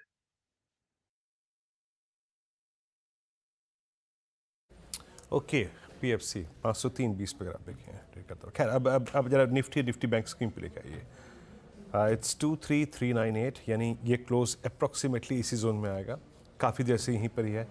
अनुज, इसमें तो कोई राय नहीं कि ये सेशन पूरा कंप्लीटली बिलोंग करता है, चाहे वो कल का था या आज का, एटलीस्ट निफ्टी के कॉल राइटर्स के लिए। 2 वीकली कॉन्ट्रैक्ट में ऑलमोस्ट वो 23,500 का कॉल राइटर, 400 के call writers win win situation में है। अब बताइए क्या अप्रोच रहेगी? कल से नए वीकली कॉन्ट्रैक्ट का कमेंसमेंट है, क्या करें? वीरू देखिए, इसमें मैं एक चीज़ कहूँगा, इस मार्केट में आपको रिवॉर्ड मिल रहा है अगर आप कैरी कर रहे हैं तो। इंटरडे में भले ही प्रॉफिट बुक कर लें, तो मैं यही कहूँगा कि इसमें एक ही तरीका है, आप निफ्टी फ्यूचर्स बाय करें और सामने अपने आप को हेज करें, या फिर लोअर लेवल की कॉल बाय करें और ऊपर हेज करें। और हेज करने का बेस्ट तरीका है 23,500 की कॉल राइट करने का। पुट बाय करने का इस मार्केट में कोई हेज नहीं है, और भूल के करिएगा भी मत, वो आपको नुकसान ही करके देगी। दोनों साइड का नुकसान हो सकता है उसमें। हो सकता है कि निफ्टी अगर गिर भी जाए तो भी पुट ना बढ़े आपका। ठीक है, तो इसके लिए निफ्टी को आप फ्यूचर्स को लें, पोजिशनली लॉन्ग रहें और एक 23,500 की मंथली वाली, वीकली वाली नहीं, मंथली वाली कॉल को राइट करें, क्योंकि वहाँ पे सबसे बड़ा कॉल राइटर बैठा है। तो वो 2 तरीके हो जाएंगे, एक तो उससे आपकी कॉस्ट कम हो जाएगी, एक दूसरा आप हेज हो जाएंगे उससे। और अगर 23,500 क्रॉस होने लगा तो मुझे लग रहा है कि फिर मार्केट में तेज़ी बढ़ेगी, फिर आप अनहेज्ड भी रह सकते हैं उस मार्केट में। लेकिन 23,500 क्रॉस करने के लिए मार्केट को कोई ट्रिगर चाहिए। और एक चीज़, बैंक निफ्टी को अवॉइड करें।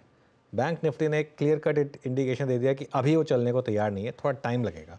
वो डिफरेंशियल है, मैं सब मानता हूँ, लेकिन एक इंडेक्स रोज़ डे लो पर बंद हो रहा है। और आज तो एक्सपायरी का भी कोई एक्सक्यूज़ नहीं था आपके पास।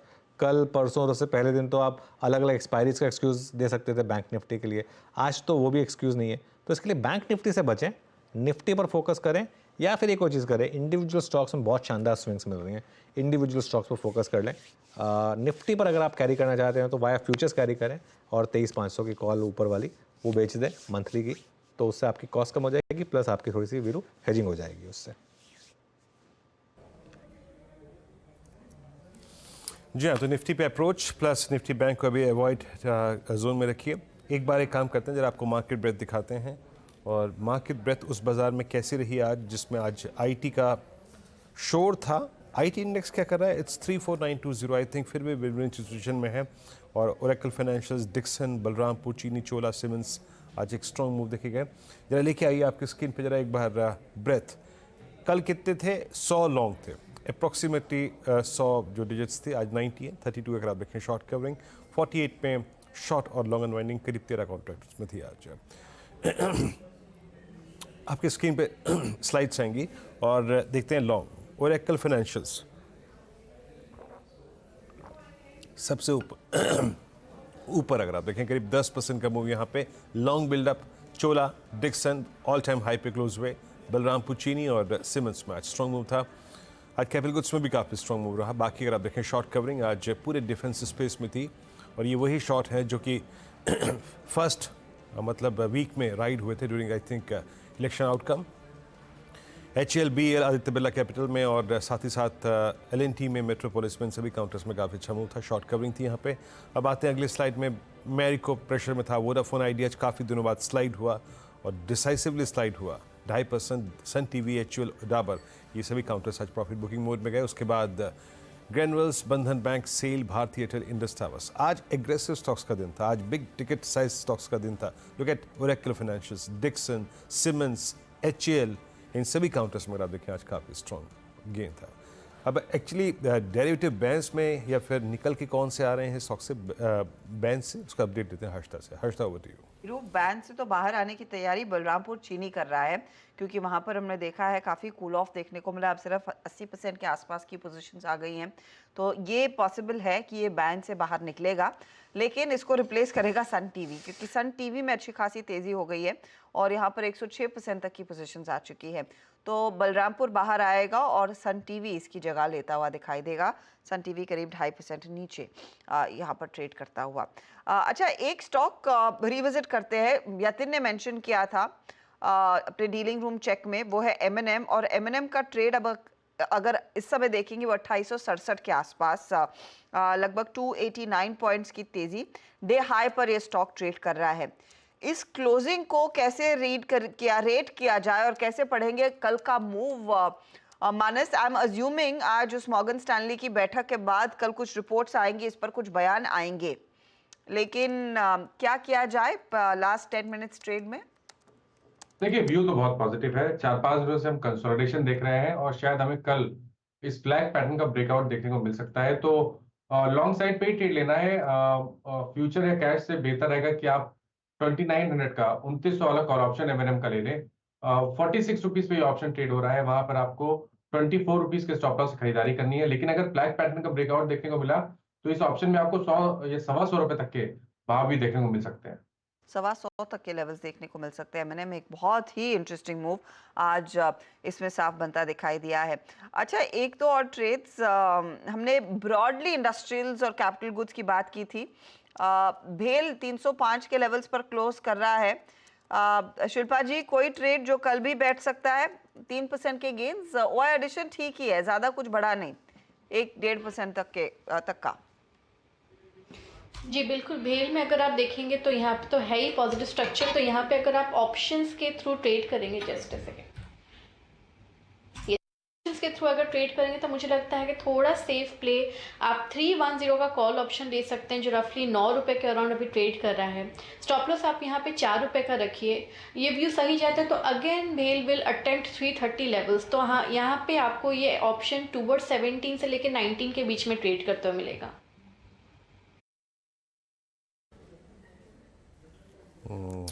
BHL 310 का कॉल ऑप्शन, बहुत सारे काउंटर्स जो हैं वो अपने एज पे बैठ रहे हैं। मीनवाइल अगर आप देखें इस क्लोजिंग के अंतिम पड़ाव में, अगर एक दो स्टॉक्स को देखें जो अपनी ट्रेजेक्ट्री को शायद चेंज करने का एक पहला अटेम्प्ट ले रहे हैं, उसमें एक बार जरा SBI लिखे आइएगा। SBI डे हाई की ट्रेजेक्ट्री में आके बंद होने की कोशिश करता हुआ ऑलमोस्ट डे हाई पर है। आशीष बहती जी, आपका व्यू इस वक्त SBI पे डे हाई पर आके रीड मतलब इसमें से कुछ ज़्यादा रीड करना चाहिए क्या? अच्छा, भारती जी है नहीं, मानस जी से बात करते हैं। मानस जी, आप कुछ रीड कर पा रहे हैं इस मूव में से? देखिए, फिर भी आई थिंक कंसोलिडेशन है, वेट करना पड़ेगा कल हमें ब्रेकआउट का। 850 एक बहुत ही अहम रेजिस्टेंस है स्टॉक के लिए। एक बार 850 के ऊपर निकल जाए तब तो बहुत कंफर्ट जोन में स्टॉक आ जाएगा, क्योंकि उसके बाद आपको शायद 900 रुपए तक के भाव भी देखने को मिले। तो अब कल इस पे ट्रेड लेंगे। 850 के ऊपर 830 835 के स्टॉप लॉस से खरीदारी करनी चाहिए। अच्छा अनुज, ये वो प्राइस है 845। अगर मैं एग्जिट पोल और इलेक्शन डे के वो जो हाइस को और उसको निकाल दूं, उस बॉडी को दो कैंडल्स को निकाल दूं, तो टेक्निकली ट्रेडेबल जोन का हाई है। एसबीआई को कैसे रीड करना चाहिए इस पर? बिल्कुल, और आई थिंक एग्जिट पोल से पहले, मतलब वो काउंटिंग डे से पहले ये 908 तक पहुंच गया था। उस दिन का हाई 908 था, उसके बाद 908 का गिर के 730 आया था। जैसा आपने बोला, एग्जिट पोल से पहले ये 830 पे था, करीब 830 था। आज उस प्राइस को टेक्निकली कट कर रहा है ये, तो एक तरीके से माना जाए कि अब क्योंकि बाकी PSU स्टॉक्स में भी वो वापस फ्लेवर आ गया। देखिए, एग्जिट पोल के दिन क्या हुआ, उसके बाद का जो हाई है उसको मैं उतनी ज़्यादा तवज्जो नहीं दूंगा, लेकिन अगेन ये स्टॉक भी वापस अब उस ट्रेंड लाइन पे आ गया। मेरे ख्याल से यहाँ पर भी वीरू लग रहा है कि एक फ्रेश मूव ओपन हुआ है एक तरीके से 860 875 तक का। जिस तरीके के यहाँ पर पैटर्न बना है, जिस तरीके से आप 5 मिनट की कैंडल देखेंगे अगर लास्ट की कुछ, तो एक भी रेड कैंडल दिखेगी नहीं आपको यहाँ पर। पिछली 5-6 कैंडल लगातार ग्रीन बनी है और एक बहुत क्रूशल लेवल से सपोर्ट लेकर SBI ऊपर आया। अगेन आई थिंक मार्केट का व्यू यही रहेगा कि अब कौन से PSU स्टॉक्स हैं जो अपने 52 वीक हाई से दूर हैं। आई थिंक वो एक लो हैंगिंग फ्रूट है मार्केट के पास। अब मार्केट का फोकस अगले कुछ दिनों तक ऐसे स्टॉक्स पे रहने वाला है बेसिकली। जी, और 845 पे मतलब टेक्निकली अगर आप उस दिन के वाइल्ड स्विंग को निकाल दें और तो ये एक अच्छे जोन में बंद हो रहा है। कल सुबह बात करेंगे इस पे, डिस्कशन करेंगे जो चीज़ें, मतलब जो stocks respective affect I think कि इंडेक्स कहाँ क्लोज हो रहा है, अच्छा कर रहे हैं, उसमें एक शामिल है गुजरात गैस। 4% ऊपर आ रहा है गुजरात गैस 628.80 पर, इनफैक्ट अब 629 पे। याद रखिएगा ये जहाँ क्लोज हो रहा है ना, ये अब ऑलमोस्ट फरवरी 2022 की बात की सबसे हाईएस्ट ट्रैजेक्टरी है। मेरे ख्याल से अभी किसी ने जिक्र किया नहीं इसका, और ये अभी रिसेंटली आई थिंक, अच्छा ये रुचित जी का टारगेट हिट भी हो गया, माफ़ी चाहूँगा मैं। 640 का अगर आप देखें उन्होंने टारगेट रखा था, ऑलमोस्ट फ्यूचर्स में ये वहाँ तक जा चुका है और इसने 23 फरवरी के हाई को क्रॉस कर दिया है। तो मूव अच्छा है यहाँ पे, और इम्प्रेस करने वाला रहा एक टाइटन। आज सुबह मैंने इस पर बातचीत शुरू की थी सबसे पहले, और टाइटन ने आज एक बहुत अच्छी ट्रैजेक्टरी में close the. It's a first close above 50 day exponential moving average 15 मार्च के बाद पहली बार। और ये अपनी रिजल्ट्स के बाद जिस आई थिंक क्लस्टर में चला गया था ना, -200 डे एक्सपोनेंशियल मूविंग एवरेज, आज ये उस दिन की कैंडल के हाइस को ऑलमोस्ट टेस्ट करता हुआ। रुचित, आपका टेक इस वक्त टाइटन पे? ब्रॉडली आई थिंक स्टॉक एक करेक्टिव फेज के थ्रू जा चुका है। सो आई थिंक कहीं ना कहीं प्राइस वाइज जो करेक्टिव फेज था वो पूरा हो चुका है। आई थिंक क्लोजिंग बेसिस पे जो अगर 3500 के लेवल नो कल हम फॉलो अप मूव में क्रॉस कर दे तो स्टॉक में काफी एक अच्छा मोमेंटम और कंटिन्यू रह सकता है। सो मैं कहूँगा एग्जिस्टिंग पोजीशन से तो होल्ड करे, फ्रेश बाइंग में भी 3500 के ऊपर का ब्रेकआउट आता है तो फिर फ्रेश बाइंग वहाँ पे कर सकते हैं। ओके, मीनवाइल 2-3 स्टॉक्स, जब शो शुरू हुआ था तब हमने एक डिफेंस मिनिस्टर की स्टेटमेंट फ्लैश की थी। आई थिंक सबसे पहले हमने की थी हर्षदा वो स्टेटमेंट फ्लैश। उसके बाद से BEL, HAL सब में शानदार मूव आए थे। और आई थिंक वो जैसे ही मिनिस्टर ने चार्ज लिया था उसके बाद वो स्टेटमेंट आई थी, तो इसके बाद वो उस तरीके के मूव्स आए। BEL, HAL, भारत डायनामिक्स, ये सारे के सारे डिफेंस स्टॉक्स वहीं भागे। वो जो बीच में पहली जो ग्रीन बार देख रहे हैं आप, वहाँ पर वो हमने सबसे पहले फ्लैश किया था। ये एक और कारण है कि आपको CNBC आवाज़ देखना चाहिए। सबसे पहले अगर आपको इन्फॉर्मेशन चाहिए एक्यूरेट तो आपको यहीं मिलेगी। दूसरा, एक बार आप लेकर आइए M&M। और सुबह मैं बात कर रहा था वीरू के साथ, वीरू M&M पे बात हो रही थी सुबह कि क्या ब्यूटीफुल चार्ट रहा है ये, एक ड्रीम और डिलाइट। अब देखिए वापस डे हाई पर जाकर ये स्टॉक बंद हो रहा है 2872। और एक चीज़, इस महीने का चार्ट देखिए M&M का, इस महीने क्या किया M&M ने। आई थिंक मेरे ख्याल से 30% ऊपर है इस महीने M&M शायद, हाँ 31% ऊपर। लार्ज कैप स्टॉक, जो लोग बोलते हैं ना कि लार्ज कैप स्टॉक में पैसा नहीं बनता, उनके लिए ये स्टॉक है एक मतलब। और असल में होता क्या है ना, लार्ज कैप स्टॉक्स में F&O में उल्टा ज़्यादा पैसा बनता है, लोग मिड कैप चेज करते हैं लेकिन लार्ज कैप में ज़्यादा पैसा बनता है। बताइए 31% F&O स्टॉक भागा एक महीने में विदाउट एनी वॉलेटिलिटी। ये तो मतलब ये तो रिजल्ट वाले दिन की वॉलेटिलिटी भी नहीं है इसमें, बाकी स्टॉक में एटलीस्ट रिजल्ट वाले दिन तो वॉलेटिलिटी, इसमें तो वो भी नहीं दिखेगी आपको। और ये देखिए क्या इस तरीके के मूव्स इसने स्टॉक ने दिए हैं, बहुत शानदार। गाबा सर, आपका तो खैर M&M के साथ अच्छा खासा नाता है, पोर्टफोलियो में भी है, प्रोडक्ट्स भी हैं आपके पास, कहाँ जा रहा है अभी ये? 3000 तो लग रहा है कि जल्दी आ जाएगा, क्या उससे भी ऊपर जाने की तैयारी है? बिल्कुल, हमने पिछले 2-3 महीने पहले बात की थी, अब की बार 3000, पहले 2000 था, अब 3000 तो मेरे ख्याल से आ जाएगा, क्योंकि इसका जो पैटर्न बना है M&M का, ये कंटिन्यूएशन पैटर्न है और अपमूव प्रीवियस मूव अप है, पॉज हुआ 3 दिन का, फिर एक अपमूव शुरू हुआ है। इस बार तो 3000 डेफिनेट चला जाए। क्या ये 3500 जा सकता है? बिल्कुल, कोई शक नहीं मुझे, it's a matter of time. लेकिन एक टाइट स्टॉप लगाना पड़ेगा, ज्यादा नहीं, only from a trading angle. और मेरे ख्याल से tight stop purely from a trading अगर 2835 का लगाकर चले तो M&M में 3000 पॉसिबल है इन द नियर टर्म, 1 और 2 डेज में। यस, M&M अच्छा लगता है। ओके, चलिए अब एक काम करते हैं, अब थोड़ा सा मार्केट क्लोजिंग की तरफ चलते हैं। और एक और चीज़, 7वां लगातार दिन मिड कैप इंडेक्स हाईज पर बंद होगा और रिकॉर्ड हाई, और निफ्टी की भी रिकॉर्ड क्लोजिंग होगी। 23,323 पर कल बंद हुए थे, आज क्लोजिंग हाई, इंटरडे हाई, सभी कुछ मार्केट के लिए 23,400 के आसपास बंद हो रहे हैं। निफ्टी IT ने अच्छा खासा सपोर्ट दिया, आज 1% ऊपर ये इंडेक्स रहा। हालांकि बैंक निफ्टी ने फिर थोड़ा सा तंग किया, फ्लैट बंद हुआ bank Nifty. Mid cap index में शानदार तेज़ी, करीब 0.8% की तेज़ी रही यहाँ पर। और स्मॉल कैप इंडेक्स भी आएगा आपकी स्क्रीन पर। और एडवांस डिक्लाइन 1500 बढ़ने वाले शेयर, करीब 900 गिरने वाले शेयर इस समय यहाँ पर। सेक्टोरल ब्रेड देख लेते हैं एक बार, उसके बाद निफ्टी की हीट मैप पर आएंगे। FMCG इंडेक्स 0.7% नीचे था, ये थोड़ा सा ड्रैग कर रहा था। अदरवाइज फार्मा ऊपर, रियल्टी इंडेक्स देखिए 2% ऊपर, IT 1% ऊपर, CPSE आधा %, ऑटो इंडेक्स 0.1% और कैपिटल गुड्स करीब 2% ऊपर आपको ट्रेड करता हुआ दिखाई देगा। चलिए अब निफ्टी का हीट मैप देख लेते हैं, कहाँ पर क्लोजिंग हुई। 80 पॉइंट ऊपर निफ्टी बंद होता हुआ, सबसे ऊपर Shriram finance. By the way, Shriram finance ने आज 1 लाख करोड़ का मार्केट कैप हिट किया। आज सुबह चोला पर कॉल थी, लेकिन टुवर्ड्स देन श्रीराम में अच्छा हुआ है। HDFC लाइफ 3.5% ऊपर, uncertainty out of the way. M&M कल की उस एनालिस्ट मीट से पहले 3% के moves. Divi's Labs, Titan, LTI, माइंट्री, Larsen and Toubro, ये कुछ और स्टॉक्स थे जहाँ पर मोमेंटम अच्छा था। कोटक महिंद्रा बैंक, अदानी पोर्ट्स, हिंडाल्को, उसके अलावा लीवर, एक्सिस बैंक, आयशर, ब्रिटानिया, पावर ग्रिड, भारती, ये कुछ स्टॉक्स थे जहाँ पर आज आपको थोड़ी सी मंदी दिखाई दी। लेकिन ओवरऑल मार्केट के लिए अच्छा सेशन, लेकिन फिर वही बात, चेज कर रहे हैं अगर आप इंट्राडे में तो प्रॉब्लम है। कुल मिलाकर it's all well that ends well, जो आप कहते हैं। निफ्टी बैंक भी फ्लैट ही क्लोज दिखा रहा है, जहां पर बीच में लगा था कि थोड़ा सा फिसड्डी हो चल रहा है। चलिए सीधा सौदा का अपडेट, आशीष और रतन के बीच का मुकाबला, वहां पर रिटर्न्स क्या बने हैं इस तरह के दिन जहां पर स्टॉक स्पेसिफिक भरपूर मौके थे, वो आपकी स्क्रीन पर आ जाएगा। और आशीष, अच्छा ये यतन की टीम पहले, आर्चिन केमिकल, शोभा, L&T फाइनेंस और अरविंद जैसे स्टॉक्स, इन सब में तेजी बनती दिखाई दी है। आशीष ने एक शॉर्ट साइड का ट्रेड रखा TCNS, लेकिन तेजी में सैक्सॉफ, जेंसॉल और एम्फोसिस जैसे ट्रेड शामिल थे।